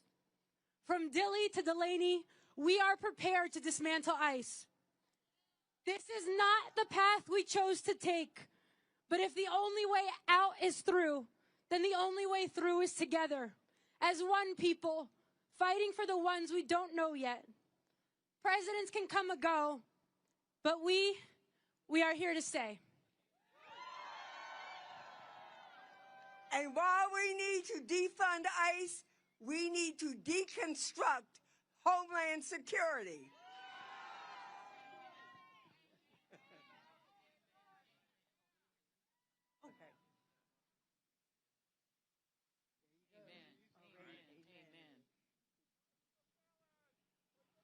Let me get another round of applause for those queens. Deconstruct DHS. I think I could get down with that. If the funding runs out, I'm not sure it should come back. I realize Kash Patel needs to go to Italy on occasion for fun vacations to hang out with the hockey team on our dime. I realize that he likes to use the private jet and that deconstructing and defunding DHS would interrupt the fun that he's having on our dime. But I think it's worth it. Make him buy a regular ticket on an airline like the rest of us. Coming to the stage. Now, I want you all to say after me, all right? Say, okay. Say, you said that. Say, you did that. All right? Okay. You said that. Oh, I know you didn't say that. The next person that I'm bringing to the stage made that kind of call and response normalized in Congress. The greatest hype woman any member ever had. The woman who's going to let you know when you said it and let you know when you failed to say it. The lady who is standing up for the Epstein survivors like nobody else. Coming to the stage from the great state of California, California's Fighting 37, Representative Sydney Kamlager-Dove. Give her a round of applause. Give it up for Joy Reid, y'all. My hype women, how are you all tonight? It is a little cold. I am from Chicago, but it's still cold. So I don't know about you, but my mother has always told me, don't let nobody come up in your house and disrespect you. Now, unfortunately, I share my house with Speaker Johnson. Exactly. And he's got somebody up in my house disrespecting all of us. So I decided that I would hang out with my people, with the people, with all of us, the people who have been in the streets day after day demanding better from our government. But in my stead, I sent a survivor, Jenna Lisa Jones, who at the age of 14 endured something that no child should have to. And she sent some words for me to share with you. As a survivor of the abuse and exploitation connected to Jeffrey Epstein, this invitation means far more to me than simply attending a historic address. It represents recognition that survivors' voices matter, that our experiences are not invisible, and that our resilience deserves to be seen and acknowledged in the very spaces where our nation's future is shaped. Moments like this remind me that we are not alone, that our stories have meaning, and that there are leaders who are willing to stand with us. I met and hung out with Jenna Lisa today. And as I listened to her, I was struck by the extraordinary courage that it takes as a survivor to show up and stand up and look your oppressor in the eye and say, I will not be silenced.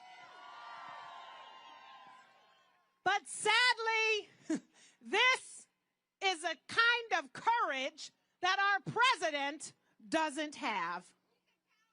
So as Donald Trump delivers his address and sees Jenna Lisa and her fellow survivors in the audience, he will be reminded what true leadership looks like. And it is not measured by applause from sycophants. It is measured by whether or not you stand by your word to fight against injustice, or whether you want to shield the folks who should be held accountable. But enough about Trump. I'm so tired of talking about this small man who is not worth any of our time. Because this People's State of the Union is not about him. It's about us. And what is worth our time, our commitment, our work. And y'all, let me tell you, up until November and for the next couple of years, it will be a lot of work. But what is worth our time is the future that we want to build. Every single one of us wants an America as good as her promise. And each of our dreams are different. That's what makes diversity so amazing. But there are some fundamentals, y'all, that are just non-negotiable. We have to take on the corporations and the monopolies that are squeezing every dollar out of our pockets and making us poorer. We have got to lower the cost of health care and everyday necessities. Nobody should be forced to make a decision about if they're going to pay the rent or stay alive. We have got to make the dream of home ownership real. It is not if you try to dream and work to own a home that it costs you a future and limits your future instead of allowing you to build a future. And we have got to build an education system that opens the doors for all of our young people rather than shutting them down and burying them in student loan debt. And yes, we need an immigration system that lives up to the founding ideals of this country. Diversity is not the threat. It is the very source of who we are as a nation, y'all. And we have to empower our cities, our rural communities with the resources they need to solve 21st and 22nd century problems. And above all, we must, and if you don't know it by now, then you have not been paying attention, but we must save and protect and defend and make more righteous our democracy. Because without it, absolutely none of this is possible. This weekend, I was back home in California in my district, and I was talking to one of my constituents, May. And May said, I want to be able to trust my government again. I want elected officials who will be honest with me. I want to see courage. And real talk, y'all, we have a government that is working harder to harm us than help us. Real talk, we have a government right now where justice goes to the highest bidder and the lowest kneeler. And that is not what we've signed up for, and that's not what we deserve. It is time. It is wait time. It is past time in Black History Month and every other month of the year, y'all.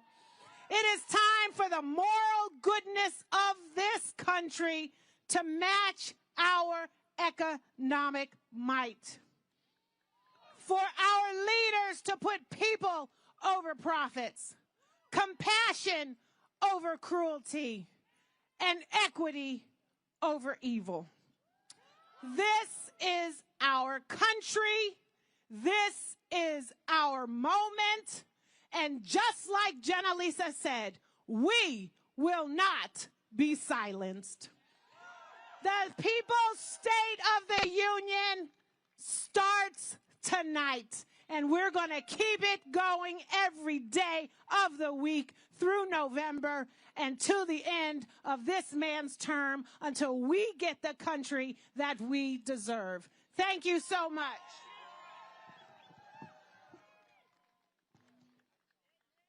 Well done, well done. All right, all right, all right, all right. California love. Don't make me crip walk up in here because I'm from that generation. Coming to the stage next from the great state of Massachusetts. How many of y'all want to see the Green New Deal? Okay, we like breathing. We like clean air, right? We like clean water. Green New Deal, we like it.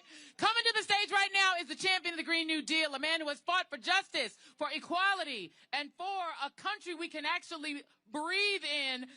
Give it up for Senator Ed Markey. He is going to be reading a story from Gladys Vega, the president and CEO of La Colaborativa in Chelsea, Massachusetts, which has been providing critical resources and support to Chelsea and the greater Boston region since the year of our Lord 1990 by empowering Latino individuals and families, promoting educational opportunity, advocating for social justice, and fostering economic empowerment. Give it up for Senator Ed Markey. Wow. Joy Reid, what a job she is doing tonight. Just absolutely incredible, Joy. Thank you. Thank you all for being out here this evening. Tonight, I am not in the U.S. Capitol for Donald Trump's State of the Union address. I am here with you at the People's State of the Union because the State of the Union should be a moment of truth, a reckoning with reality, a commitment to the common good. But under Donald Trump, it has become a lies-a-palooza that goes on for hours with him. If he was Pinocchio, his nose would stretch across the entire length of the floor of the Congress this evening. It's one big lie, a made-for-TV spectacle, a bogus sales pitch, and a slap in the face of the millions of Americans who are living through their struggles each and every day. Trump will stand before Congress tonight and say that everything is fine. He will say the economy is the best ever, while working families are drowning under the weight of health care bills and housing costs and food costs and Trump tariff taxes. He will say the system is working and that we need more corporate tax breaks, while the billionaire CEO cronies loot this country under the cover of manufactured crisis. He will say the country is safer while immigrant communities live in fear of masked agents ripping parents from their children and innocent people are murdered in our streets at the hands of ICE thugs operating with impunity. This is not a State of the Union address. I will legitimize. So tonight I stand with you with an urgent message. We cannot agonize. We must organize against Donald Trump in 2026. And we must fight back because Donald Trump is doing to our country, and it is something that cannot be allowed to continue. Because I will not stand while this administration attacks immigrant families and uses ICE as his own private army to use a paramilitary force that terrorizes entire communities. I will not stand by while they gut our health care system, undermining Medicaid, Medicare, the Affordable Care Act, our education system, our environmental justice funding, and looting all of that money to give tax breaks to millionaires and to billionaires. I will not stand by while they target transgender people, demonizing trans kids, banning them from schools and sports, and trying to erase their very existence from public life. Trans rights are human rights. They cannot They cannot be trampled. I will not stand by while they roll back civil rights protections, undermine reproductive freedom, rig our tax code so that billionaires pay less while the rest pay more. Every time I vote against a Trump nominee or a Trump budget, I draw a line for you. A line, a line between democracy and authoritarianism, a line between justice and cruelty, a line between government that represents we the people and one that glorifies we, the Epstein class. And I will keep drawing that line every single day. But I know that voting no is not enough, because what is at stake at this moment is not a single bill or a single nominee or even a single presidency. What is at stake is whether the United States of America remains a democracy that works for the many or becomes a dictatorship that serves only the few. We are living in a critical moment, and we must fight back. Trump wants to scare us into submission, but when he rolls back our rights, we roll up our sleeves. And that means we must be louder, we must push back harder than ever before. So I'm here to ask every single person out in the crowd and online, will you fight for our future? Will you fight for our democracy? Because we know that we must defund and abolish ICE. We must get ICE out of our cities. We must remove RFK Jr. from any public health position that puts lives at risk. We must say out loud that vaccines work.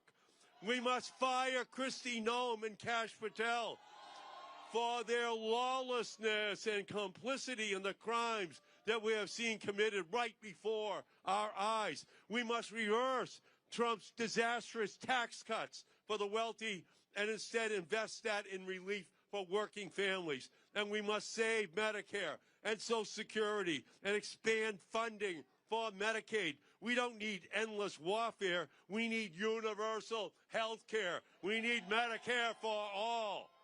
The real security Americans need is a livable future. Affordable housing, free college, clean air, clean water, clean energy, and a Green New Deal. That is what we need. And we must impeach Donald Trump. We are not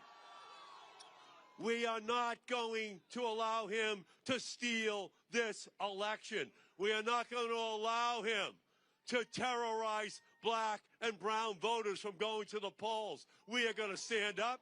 We are going to fight. If he puts the Marines and the Army out on the streets this October and November, we're going to come out by 10 million people, 20 million people, 30 million people onto the streets of this country and shut this country down for democracy, for our ability to have an election. So this is not time to stay silent. This is a time to stand up and fight.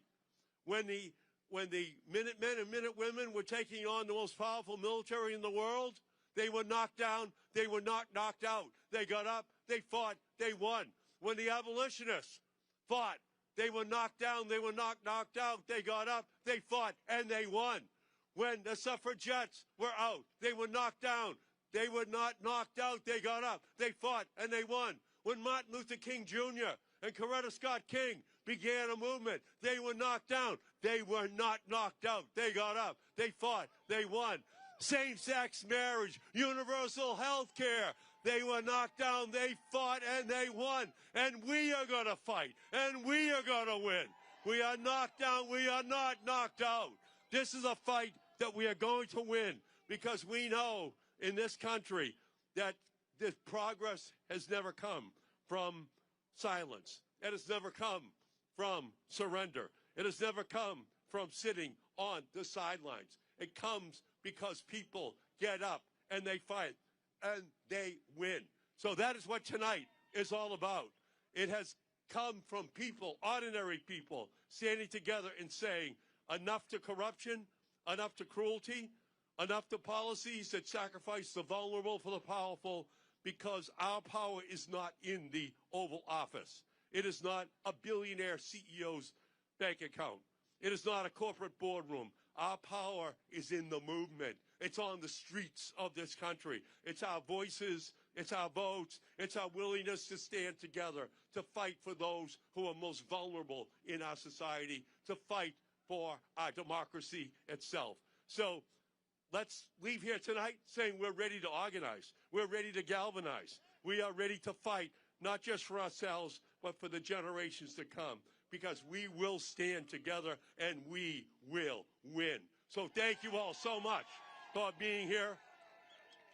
And I'm going to read briefly a statement from Gladys Vega from Chelsea, Massachusetts, whose plane was stranded on the runway of Logan Airport and could not be here tonight. But this is her statement. As president of La Collaborativa, the largest Latin-led organization in Massachusetts, I'm grateful for the opportunity to address all of you tonight, even though I can't be there. Based in Chelsea, Massachusetts, we represent one of the communities hardest hit by the cruel, unjust tactics of ICE. In communities like Chelsea, the disappearance of loved ones is occurring every single day. Fear paralyzes the daily lives of countless residents, including those that protected us during COVID-19 and currently sustain the economy. In our cities downtown and storefronts, they are quiet, and sidewalks are desolate, with local businesses grinding to a halt.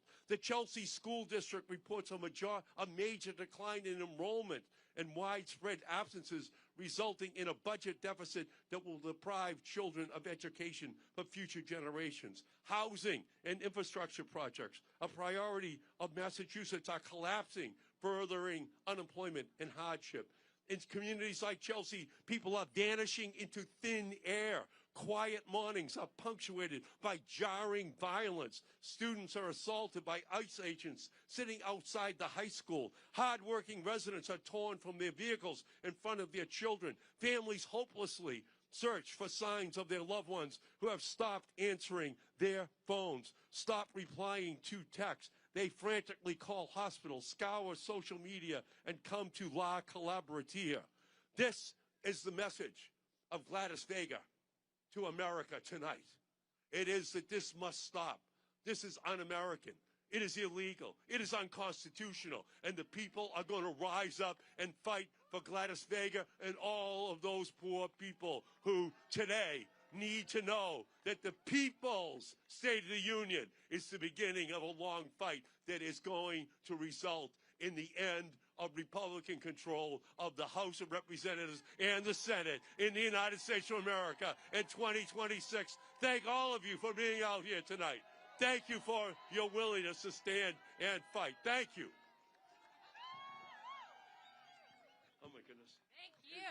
You're going to get us that tariff money, too, aren't you? Where's my check? I know. Where's my check? That's what the senator's doing. He's going to get us our money. Because otherwise, we don't get shit. Alrighty. So, there's a Shakespeare saying, it's a quote that I have in my social media profile. It says, though she may be little, she be fierce. And that's what we got with Congresswoman Becca Balint from the state of Vermont. She put Pamela Joe in her place and then some just a week ago. And tonight she's joined by a very special guest, Mosen Madi. Now, Mosen showed up for an immigration appointment, a citizenship appointment, and then was illegally detained for at least 2 weeks. Why? Because he dared to express a position that Donald Trump didn't like. And as we see our free speech, our journalists, our First Amendment under attack, the Trump administration is making one thing clear. It's only what he wants you to think and say, because everything else will result in you being arrested, thrown into detention. But what happens is the rule of law, when we've got judges and the rule of law doing what it's supposed to do, we have justice. Please welcome Congresswoman Becca Balint and Mosen Madi. Hey, hey, hey! Nice to see you all out here tonight. We could not be more excited to be here with all of you. So I like to refer to myself as that scrappy little dyke from Vermont. But tonight, I'm America's scrappy little dyke. I'm a bare-knuckle brawler with a heart.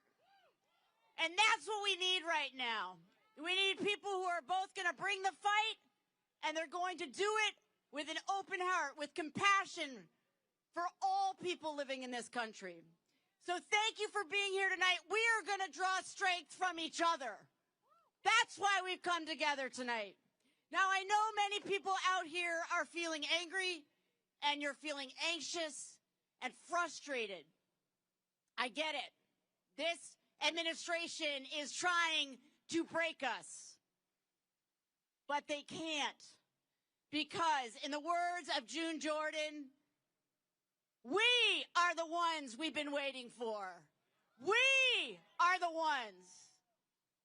We are the ones we've been waiting for that are going to change the course, are going to turn the tide on this dark, dark time. It's us. It's not that man in the building behind me who spreads division and fear. It's us. It's in our hands. And it is our collective courage that is going to make the difference. So I wanted to be out here tonight with people who are forward-looking, people who understand the stakes, and that we have to stand up for not just our individual rights, but for the rights of everyone across this country. And we must be the light for each other. Don't lose heart. I am in the belly of the beast every day in Congress, and I have not lost heart. I have not lost heart. They will not break us. They will not break us, because we understand that is our collective power. That is much more powerful than any intimidation that this administration will bring to bear. And I wanted to bring my friend Mosen with me today because he has a powerful story to tell about standing up, not just for his own First Amendment rights, but for all of us. So I'm going to turn the microphone over to Mosen so he can tell you his story, and you will understand why he is an inspiration for so many people, not just back in Vermont, but across this country. Mosen, thank you for coming tonight. Please tell your story. Brothers and sisters, dear friends, my beloved community, it's an honor to be in union with you here. You, the American people, you are the people. It's also my honor as a Palestinian refugee, a descendant of the Nakba survivors, to stand here in solidarity with and to carry the torch for justice and for peace with Congresswoman Balint, who is also a descendant of Holocaust survivors, a Jewish woman. If there is light, this is part of the light. 12 years ago, I came to this country carrying with me not only the experience of living under the Israeli occupation in a refugee camp without freedom, never tasted the freedom or the safety, but also I came carrying with me my inner child, a child that was deeply wounded by trauma. At the age of 8, I buried my brother. At the age of 11, I saw my best friend getting shot and killed in front of my eyes. At the age of 12, I witnessed an Israeli strike that killed several people and shattered them into pieces. I collected their body parts in my own hands, peeling off skin off the wall and collecting fingers off the ground to put it in plastic bags to honor their lives. But I'm not here to talk about the darkness of injustice. I am here to talk about the light of hope and the light of love. And this is This is something that America has shown me when I came here. In America, and for the first time in my life, not only I've experienced safety and love, but also I found the American people who hosted me, who guided me, who helped me to heal from my inner childhood trauma. In America, I learned that the human being is not the enemy. The enemy is the system that capitalizes on fear, on ignorance, and on segregation. The fear that divides Republicans and Democrats, the people. The fear that divides citizens and immigrants, the people. The fear that creates monsters and creates division in America. And in America, I also learned what MLK has said, injustice anywhere is a threat to justice everywhere. Injustice everywhere is a threat to justice everywhere.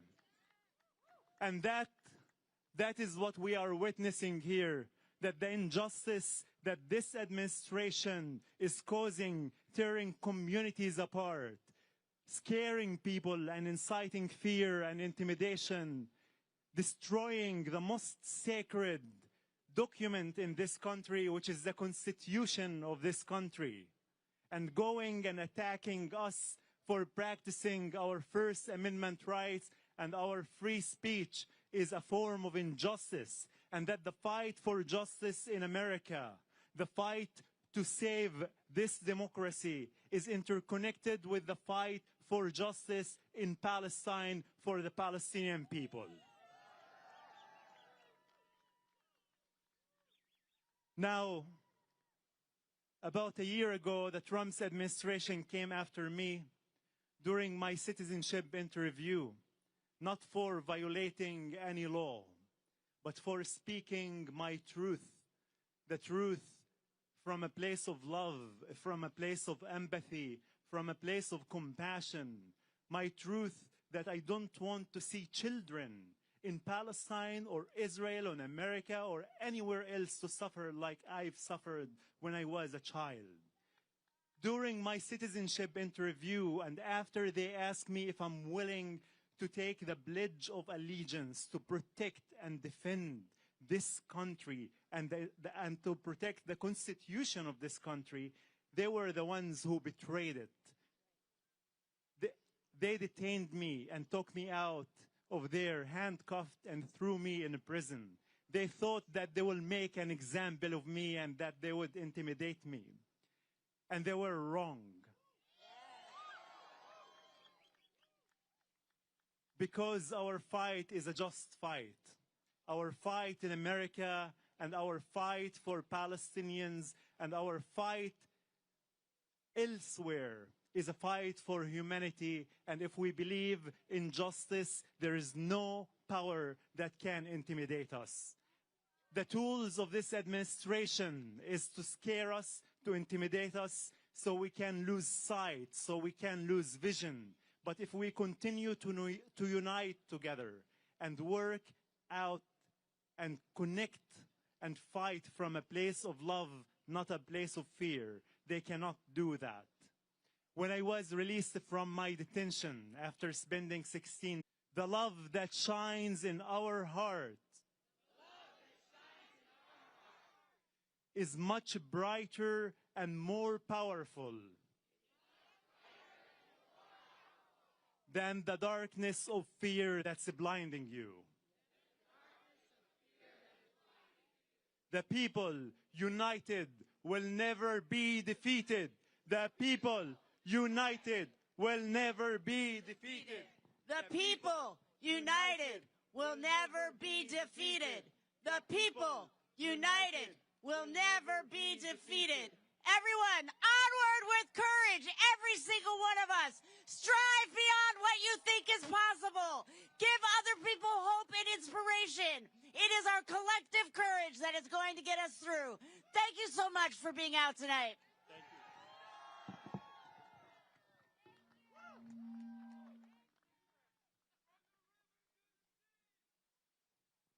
All right, well done, well done, well done. All right, y'all. You guys got energy? Now listen. Y'all good? Now, just in case you are feeling a little bit of FOMO and want to know what's going on over there, let me give you a quick briefing. Basically bullshit. Donald Trump is wearing a lot of makeup on his hand. Nobody knows why. Diapers are probably in place to make sure that he does not have an accident. He has cited the Dow reaching 50,000. One person applauded. People had their money on that being Pamela Jo Bondi. But before he even got a chance to speak, Representative Al Green of the great state of Texas. Now, I am not in favor of people attending that State of the Union bullshit tonight. But the one man that I kind of wanted to be there was Representative Al Green. And he showed up. And before Donald Trump could even get a word in edgewise or get to the stage, he held up a sign reminding Donald Trump that black people are not apes. Something you had to tell Donald Trump because he's not too bright. So what I will say to Representative Al Green, if you can hear me, I'm so in. Come on. Here, keep it going. Whatever you. Woo. It's all right with me. Do not demonetize us, YouTube. I know it's a song that's copywritten. Let's now bring to the stage one of the strongest voices for justice from the Progressive Caucus, the emeritus leader of the Progressive Caucus, a sister, a woman that has fought for justice, for equality, for the people from the other Washington State. Please give a healthy round of applause for Representative, and she does embody that word, representative, Pramila Jayapal, and she is going to be, yes! And she is going to be joined by Lauren Hirsch, who is one of the leading legal voices fighting for the Epstein victims. Give them a round of applause. That Joy Reid can sing too. Hey everybody, it is so good to be with you. Thank you for being out here in the cold at the People's State of the Union.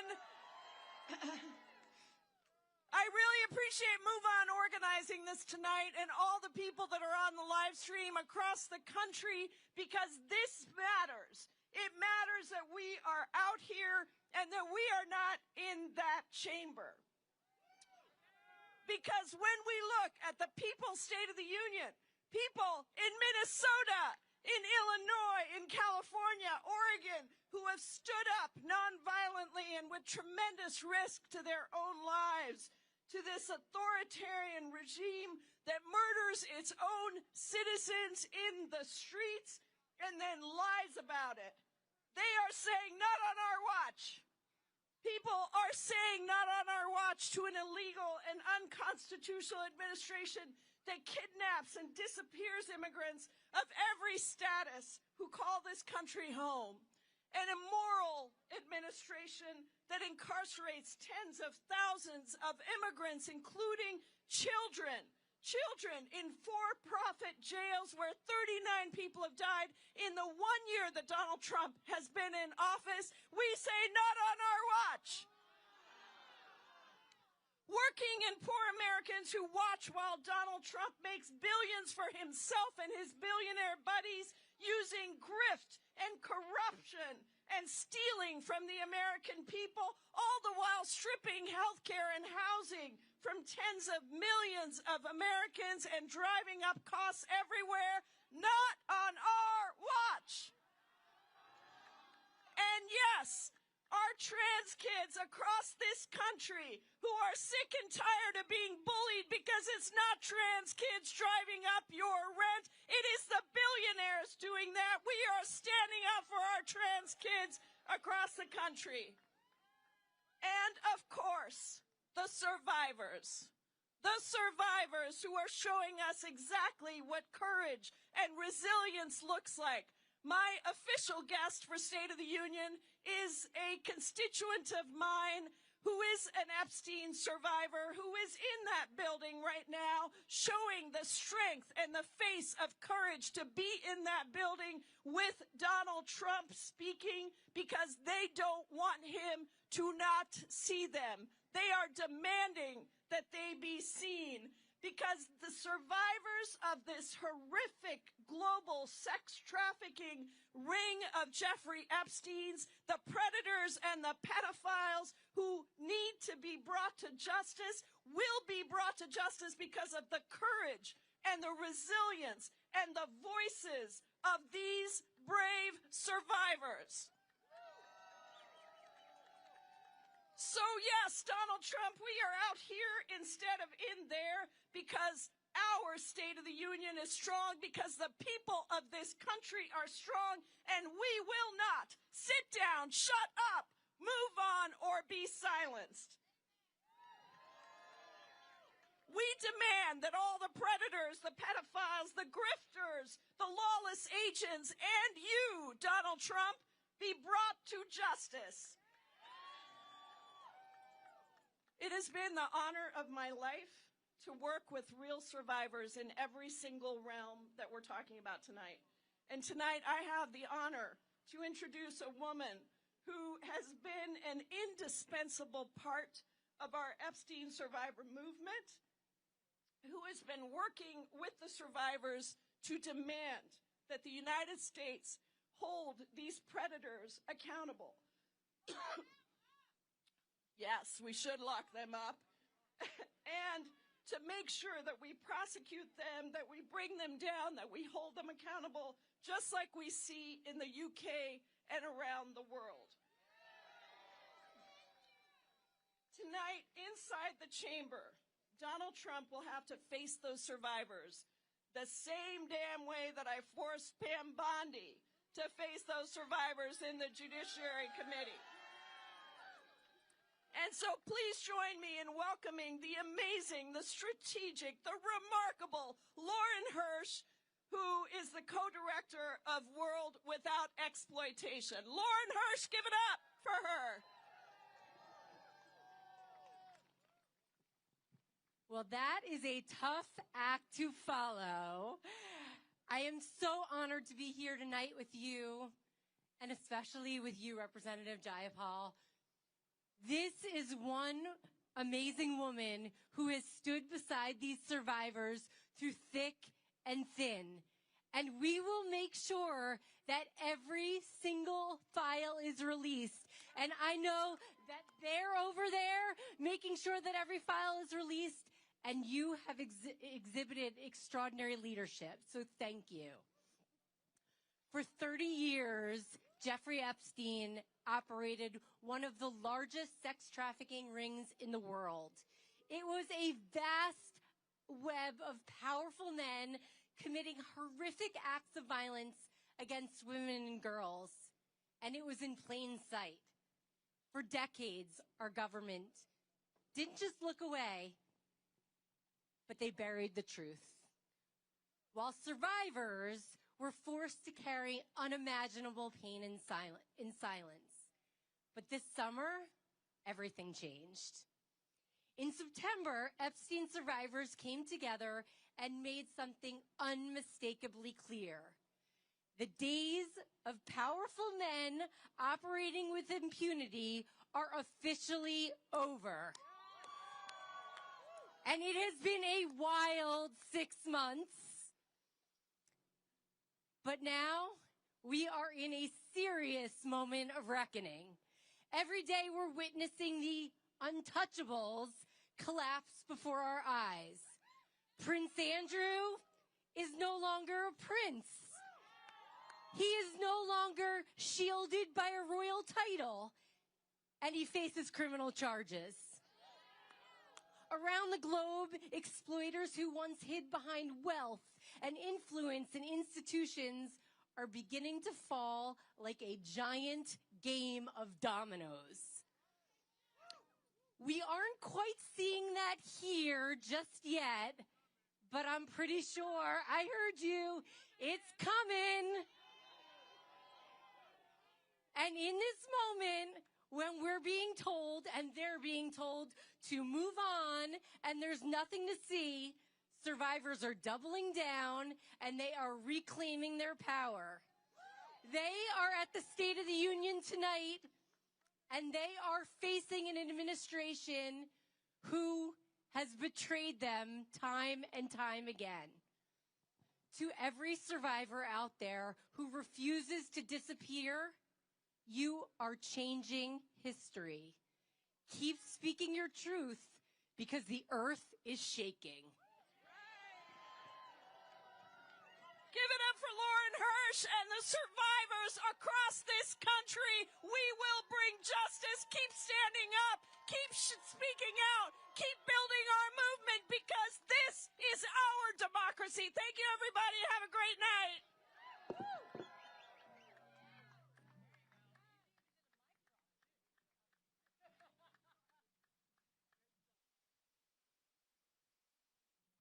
We even got a mic drop from the Congresswoman. So there's one thing that we've always demanded as Americans. We want consistency in the fighters that we have that are in D.C. And the next speaker is someone who did that for us when he was in the House. He's doing that for us as a senator. Once upon a time, there was a time when people had the courage, they could have convicted Donald Trump in his first impeachment trial, and we wouldn't have to deal with this now. And the man who led that charge was a congressman from California by the name of Adam Schiff. And if there's anybody who understands what the rule of law is and the power of norms and institutions, it's Adam Schiff. And now as a senator, even though felon Trump, because look, you can be a draft-dodging, bone spurs convicted felon and still be in the Oval Office. Adam Schiff is now being targeted by the weaponized Pamela Joe DOJ. And yet Senator Schiff says, hell no, I'm not going to do it. Jeanine Pirro, hell no too. We have Senator Schiff here tonight. He has a letter. And it's from Alejandro Barranco. He is one of the 3 Marine sons, right? He is a veteran and a son of a landscaper that we saw on video working hard, because only in Trump's America can you be working hard on a Saturday as a landscaper, get chased down by federal agents, and get your ass beaten, right? Only in Trump's America. But Senator Schiff is here. He has a letter from Alejandro Barranco, one of 3 Marines in that family who have given everything in service of this country to only in turn see their father be punished. Please welcome a true fighter to our stage, Senator Adam Schiff.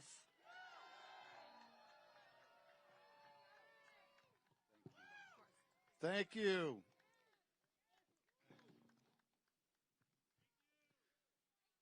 Thank you. Thank you for being out here in the cold. Thank you for speaking truth to power.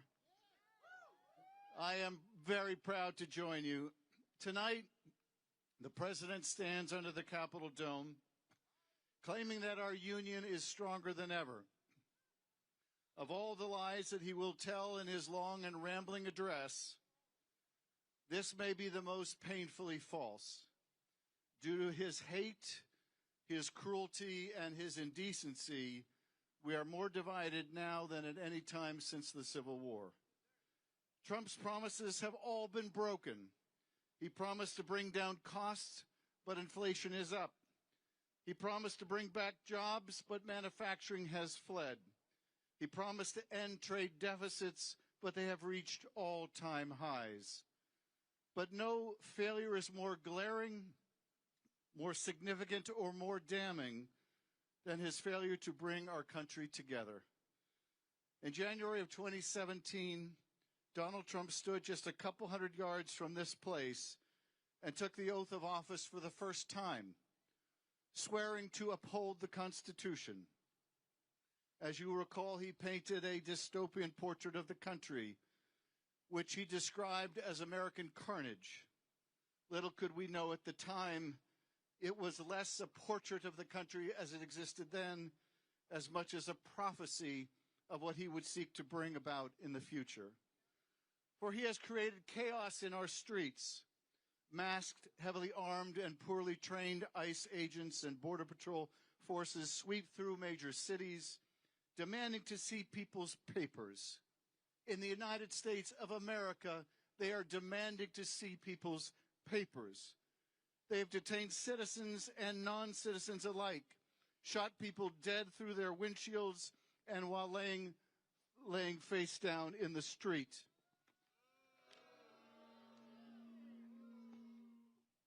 When the courts have ruled against this administration's lawless conduct of its administration raids, their opinions have been ignored.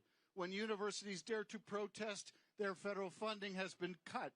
When law firms represent clients whose interests are adverse to the administration, they are punished. When media organizations speak truth to power, they are forced to pay him millions personally. All of this violates the oath the president took to faithfully administer the laws, to vigorously defend the Constitution.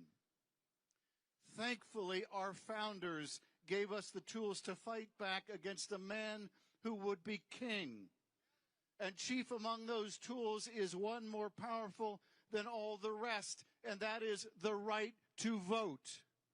And this November, my friends, we must use that tool. We must vote. One man's story tells us why. On a Saturday afternoon in June in Orange County, California, a landscaper named Narciso Barranco was working outside an IHOP. He lived in the United States since the 1990s, undocumented, yes, but no criminal record. American in every way except for in his papers. In that time, he'd raised 3 sons, all U.S. Marines. That Saturday in June, a group of men approached, masked, in tactical gear, guns drawn. They tackled him, pepper sprayed him, beat him violently, dislocating his shoulder.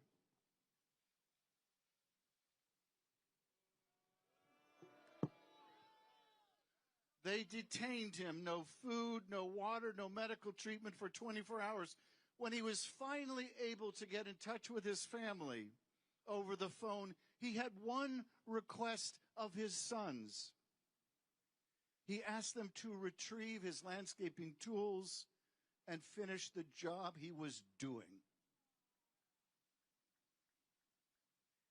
I wish just a few of my colleagues in that building on the other side of the aisle had the same dedication to their jobs, to their oath of office, to the Constitution of the United States. Narciso Barranco asked his sons to finish the job. His son, Marine Corps veteran Alejandro Barranco, couldn't be here tonight, but he sent me this to read to you. What happened, he said, didn't just happen to an immigrant. It happened to an American family. Families across this country are living in fear, separated by a system that has lost its humanity. We can protect our laws without abandoning our values. We are here because America must be better, fairer, safer, and worthy of the people who believe in it. Now, just a few weeks ago, Narciso Barranco thankfully had his deportation case dismissed by a federal judge.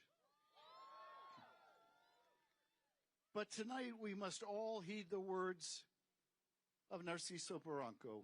We must take up the tools our founders have given us to protect our democracy and finish the job. Between now and November, the president will make every effort to discourage Americans from voting. He will make it harder to register and turn out. He may send ICE agents to polling places to intimidate our citizens. He will cast doubt on the results when his party loses.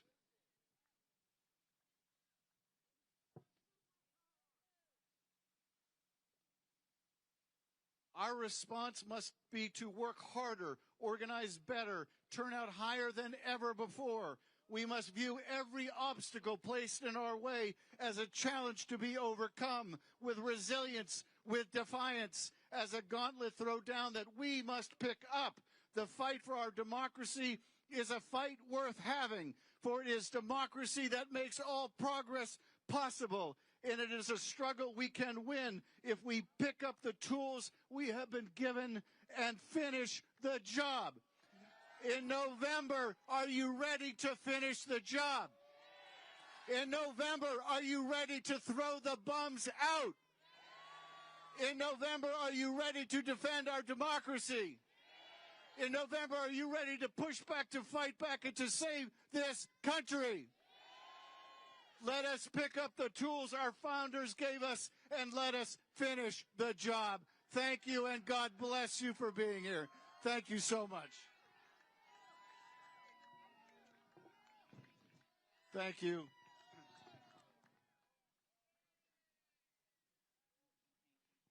All right. One more time for the senator from the great state, California. We love the Californians, but we now are going to turn to the great state of Illinois, which was one of the earliest cities to see the absolute terrorism being unleashed upon Americans and immigrants alike by ICE, by the secret police being deployed by this regime. And one of the stalwarts in the great state of Illinois who has been fighting for the rights of people, for the humanity of the American people and our immigrant neighbors is one Representative Delia Ramirez. And she is going to be here from the great 3rd District in Illinois. Come on. And she is going to be speaking tonight in honor of Silverio, Keith, Renee, Alex, Linda, Ruben, and the 38 lives that we have lost at the hands of DHS, including Illinois resident Nenko Ganchev. Please give it up for Representative Delia Ramirez.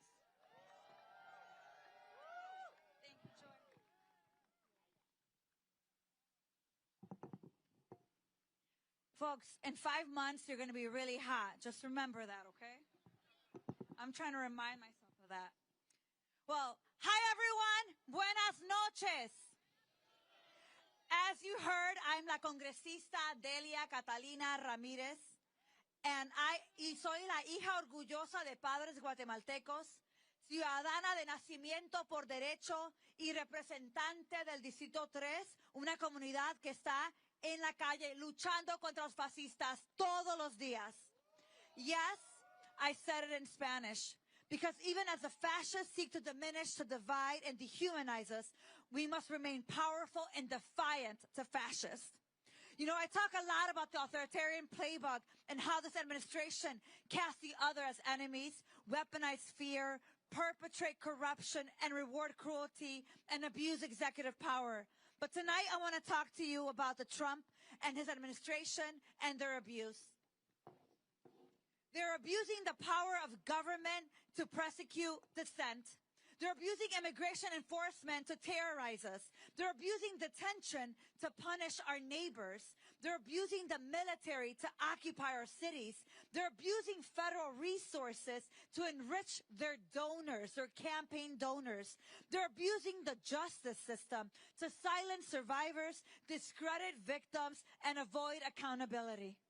We need to see that everything that Donald Trump and his cronies are doing are interconnected abuse intended to intimidate us, to control us, and to try to destroy us. They want us small and they want us silent. And they've tried to silence us by chokeholds, by full body restraints, by criminal charges, by care withheld, by reckless chases, by people disappeared and even executed. But let me tell you, today in that gallery, my seat is empty, representing more than the 40 lives we have lost to the violence of the Trump administration, who want our resources, our freedoms, our lives to advance their imperialistic, fascist, authoritarian agendas. But here's the thing. They can try to persecute us. They're going to try to terrorize us, punish us, occupy, and discredit us. But they will never, ever silence us. Am I right? Because el pueblo unido jamás será vencido. We are the legacy of the leaders who look at abusers in the eyes and refuse to be silent, and we fight back. So tonight, I'm calling us to remember who we are. We are being targeted by a regime that wants to break our resistance, make an example of us, because in fact, we are strong. We are powerful, and we are unafraid. We persist, and we lift our voices. We defy their control because our resistance defies the state of the union. And here I can tell you that the state of the resistance is strong. So look, tonight, I'm not interested in moments of silence. I'm not willing to sit there silently while the abuser-in-chief lies, manipulates, and gaslights the American people. I stand with el pueblo, with the people, defiantly speaking the names of Silverio, Keith, Renee, Alex, Linda, Ruben, and the 38 people who have died in ICE detention since the start of 2025. I'm talking about Lorth, Eber, Víctor, Paradi, Luis, Geraldo, Luis, Nenko, Delvin, Far, Jean, Shiraz, Pete, Francisco, Kai, Gabriel, Hassan, Leo, Miguel, Hubing, Norlan, Ismael, Santos, Oscar, Lorenzo, Chufang. My fingers, one moment. Tien, Isidro, Johnny, Jesus, Abelardo, Marie, Nan, Brian, Juan, Mesquim, Sarahwed, and Henry. Tonight, I ask you to be as loud as you can and say with me, we demand justice. Say it with me. We demand justice. We demand justice. And that is why we will melt ICE and dismantle the Department of Homeland Security. We will defend our democracy from authoritarians, fascists, and those who believe it's for sale. We will uphold our shared humanity from Chicago to Palestine to Congo. And that is just the beginning, because we're going to build a future where we're free from being priced out, defrauded, displaced, or expelled. A future where we're free from exploitation, trafficking, deportation, detention, occupation, and genocide. A free day from economic exploitation, poverty, slavery, income inequality, wage abuse, discrimination, and intimidation. A day where we are free from the oppression and the inequity that have defined our community's experience of being American. So my ask for you today, America, neighbors, constituents, is that we demand more together. A future in which our rights and freedoms mean working people have every single thing they need to thrive. And are we ready for that kind of world? Are we ready for that kind of America? Are we going to fight like hell for it? Because listen to me, and listen to me loud and clear. We have the power to organize, to build coalition, to practice solidarity, to shift the narrative, and to take care of one another, because we're already doing it together in the people's state of the union. Because the people and the power of the people is greater than the weapons that they would wield against us. So together, juntos, we will create a more just, a more peaceful, and loving world. And the key is together, juntos, let's go.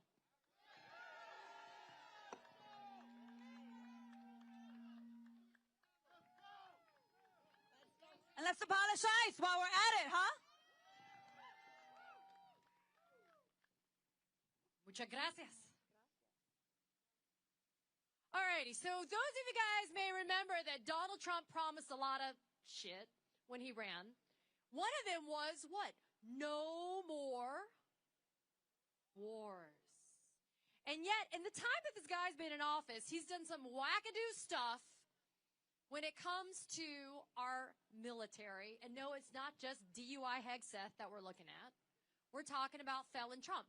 There is a congressman from Connecticut. His name is Jim Himes.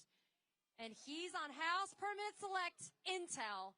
And when I tell you that this is the man that is standing in the breach, that is making sure that Americans get transparency when it comes to this type of operations, it's Congressman Jim Himes. Tonight, he is joined by Madeleine Beckett, who's based in Lansing, Michigan.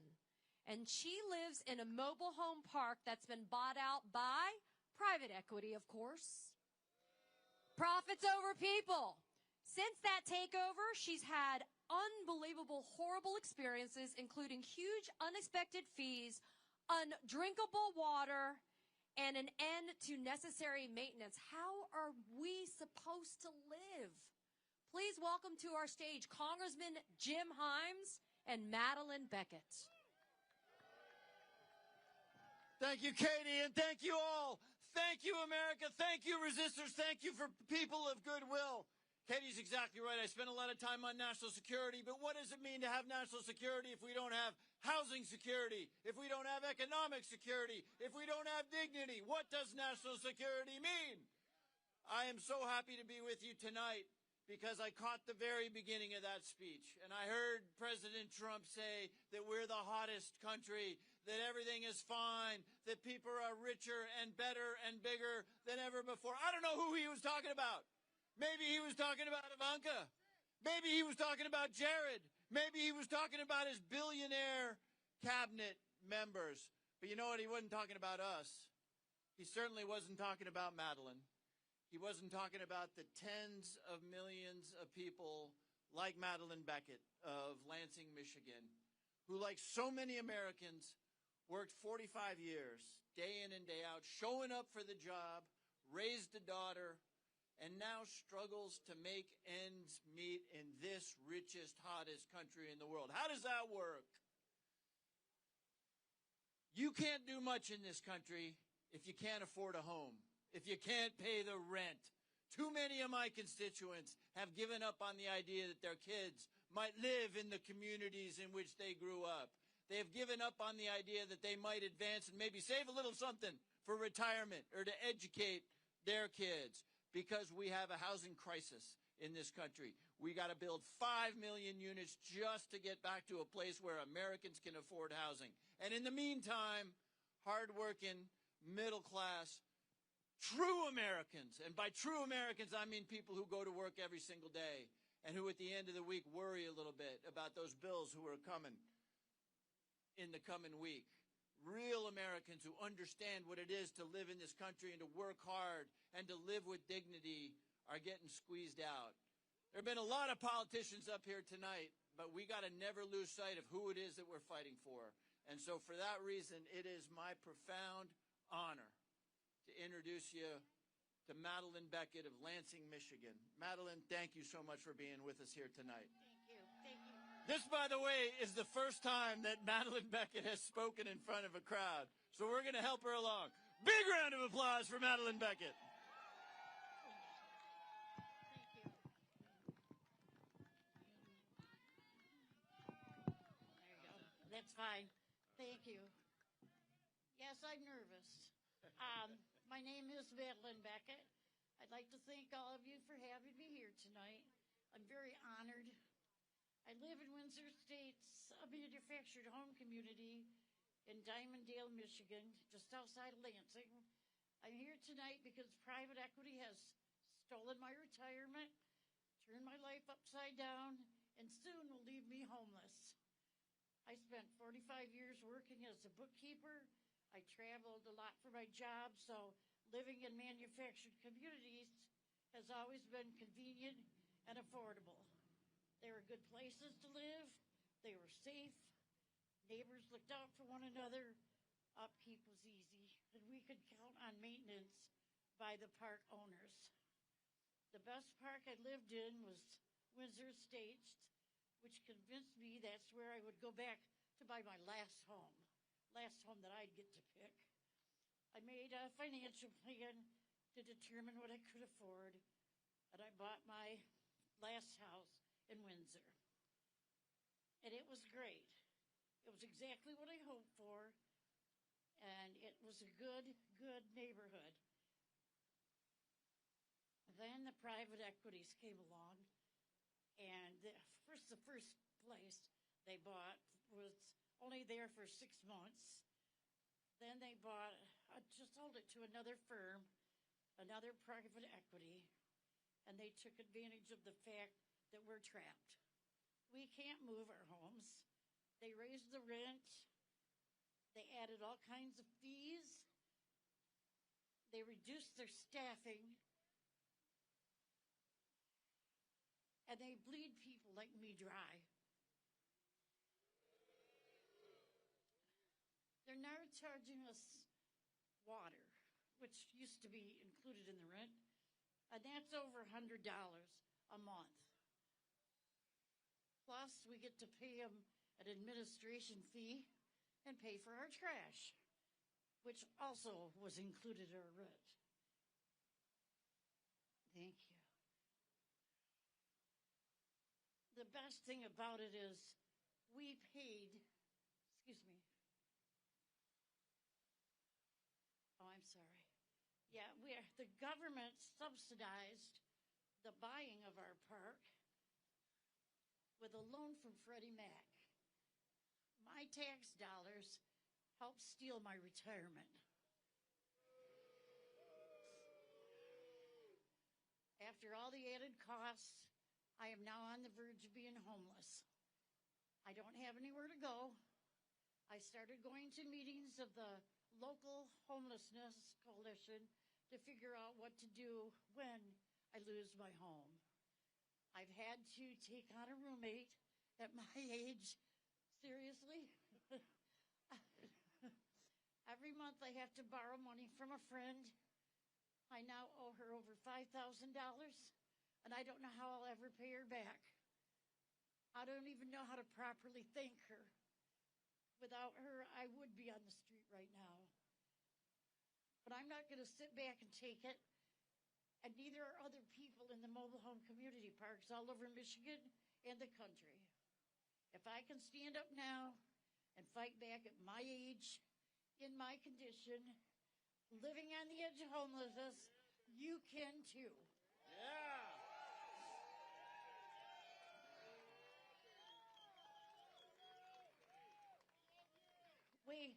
We need all of you here to put limits on how much these corporate landlords can raise our rents, and we need it now.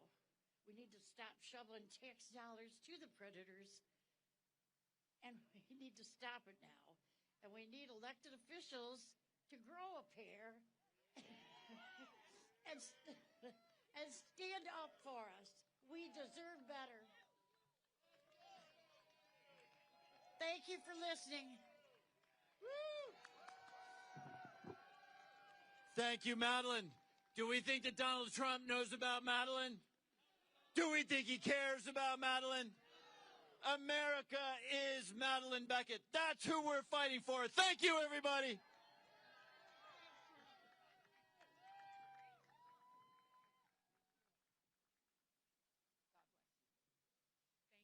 Thank you so much. One more time for the senator and for Madeline. That is who we elect people to fight for, right? Okay, now, because all of you guys are stalwart being out here in the cold. First of all, can I big up that cat over there? Can we please acknowledge bringing a little of the Portland magic? We love a fairy tale creature. I just want to thank you for being creative and being in this space. Please give a round of applause to the yellow cat, everybody, please. No King's cat, no King's kitty over there. We appreciate it. There was a person over here who had a toilet sort of set up that was very creative as well. Big it up to all the creative people in the house. Now I want to take you all to the great state of Arizona. Wouldn't you rather be in Arizona right now? Just pretend like you feel it. Feel Arizona in your spirit. Feel the warmth of the sun, right? Okay, we're going to be warm in our spirits because we're as cold as hell out here right now.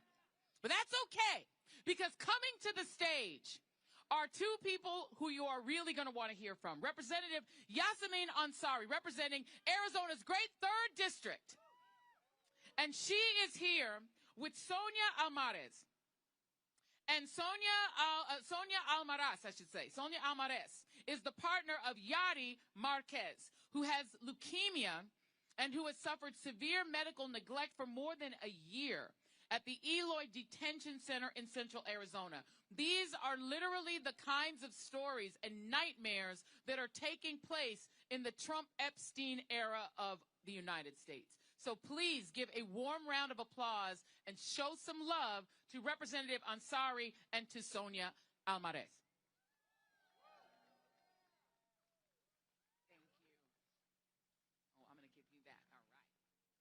Good evening, America. I'm Congresswoman Yasamin Ansari. I'm proud to represent Phoenix, Glendale, and Guadalupe in the U.S. House of Representatives.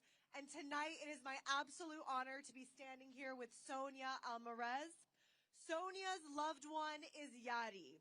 Yadi is a lawful permanent resident, a green card holder who was stripped of her legal status by Donald Trump's racist mass deportation agenda. For over a year, Yadi has been locked up at the Eloy Detention Center in Arizona. Yadi has leukemia. When I visited her, she was too weak to stand. When I sat with her, I watched her vomit blood. And tonight, while Yadi suffers in detention, Donald Trump stands before Congress and lies to the American people. Donald Trump claims he is going after the worst of the worst, and that is a lie. Yadi has no criminal record. Meanwhile, this administration and the Republican enablers in Congress handed ICE a $75 billion slush fund to terrorize our communities with no accountability. And let's be clear about who built this machine. Stephen Miller, the most awful human being, architected this cruel immigration agenda from the ground up. It is an agenda rooted in fear, rooted in hatred, and the belief that some people simply do not belong. Masked agents, violent raids without transparency, communities living in fear. That is not public safety. That is authoritarianism. And the Secretary of Homeland Security, Kristi Noem, oversees all of this. If a cabinet official allows this level of neglect under her watch, then she should be impeached. Authoritarianism is when the government cages the sick. It is when cruelty becomes policy, and it is when federal power is turned inward against our own people. My parents fled an authoritarian regime in Iran. They came to this country because America was supposed to be different. This country welcomed them. It allowed them to work hard and to build a better life. And in one generation, they watched their daughter become the first Iranian-American Democrat ever elected to Congress. That is the promise of America, and I refuse to let it be dismantled. The real state of our union is whether people like Yadi are safe, whether the sick receive care, and whether human dignity still matters. So tonight we say together, free Yadi! Free Yadi! Because she belongs here. She deserves care, she deserves dignity, and she deserves freedom. Now I want to turn it over to Sonia, who I've gotten to know through this horrific experience, to share your and Yadi's story.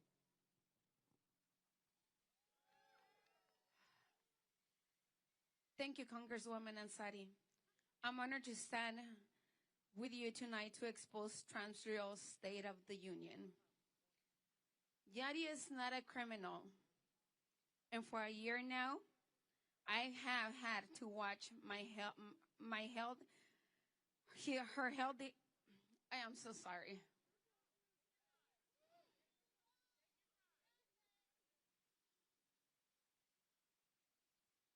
For a year now, I have had to watch her health deteriorate at the hands of ICE. Yadi has lost over 70 pounds She's been coughing up blood for months on daily basis now.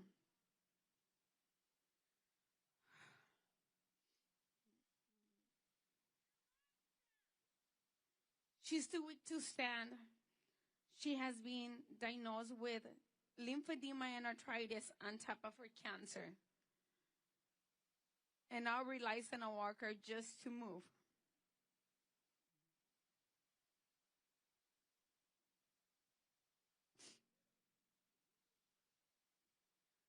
Her suffering is preventable, yet ICE has denied the basic medical care. Yari es una compañera amorosa, amiga y miembro de la comunidad que merece dignidad humana. We demand her medical release immediately. Exigimos su libertad inmediata para su cuidado médico. Let us get her back to health so she can continue to fight her immigration case.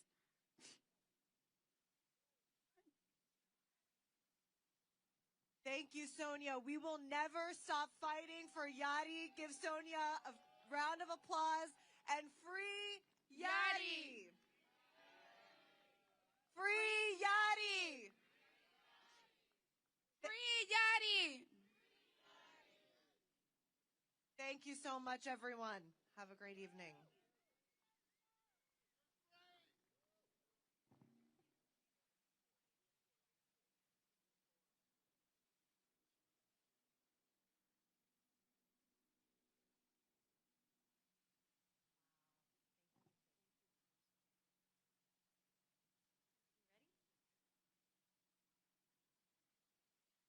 We appreciate all of you still being out here.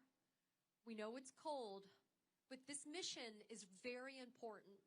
We now have the privilege of being able to listen to Charlene Roshard, a model and actress, and perhaps in a most important role, an advocate. She is a survivor of the horrors of Jeffrey Epstein. She has bravely spoken publicly about her experiences of being trafficked as a child, sustaining and suffering from the sexual abuse at the hands of Jeffrey Epstein, and the exploitation of her, and I want to underscore, as a child. And yet the Republicans continue to want to hide from the American people and from the world the transparency that Charlene and the other Epstein survivors deserve. Charlene, this is your time. Thank you. Thank you. I am grateful to Congresswoman Randall for welcoming me as her guest for the State of the Union. And I appreciate all of you for giving me the opportunity to share my voice tonight. Thank you. My name is Charlene Roshard, and I stand before you not just as a survivor, but as a mother, a woman, and a citizen who believes deeply in protecting the next generation. People often ask,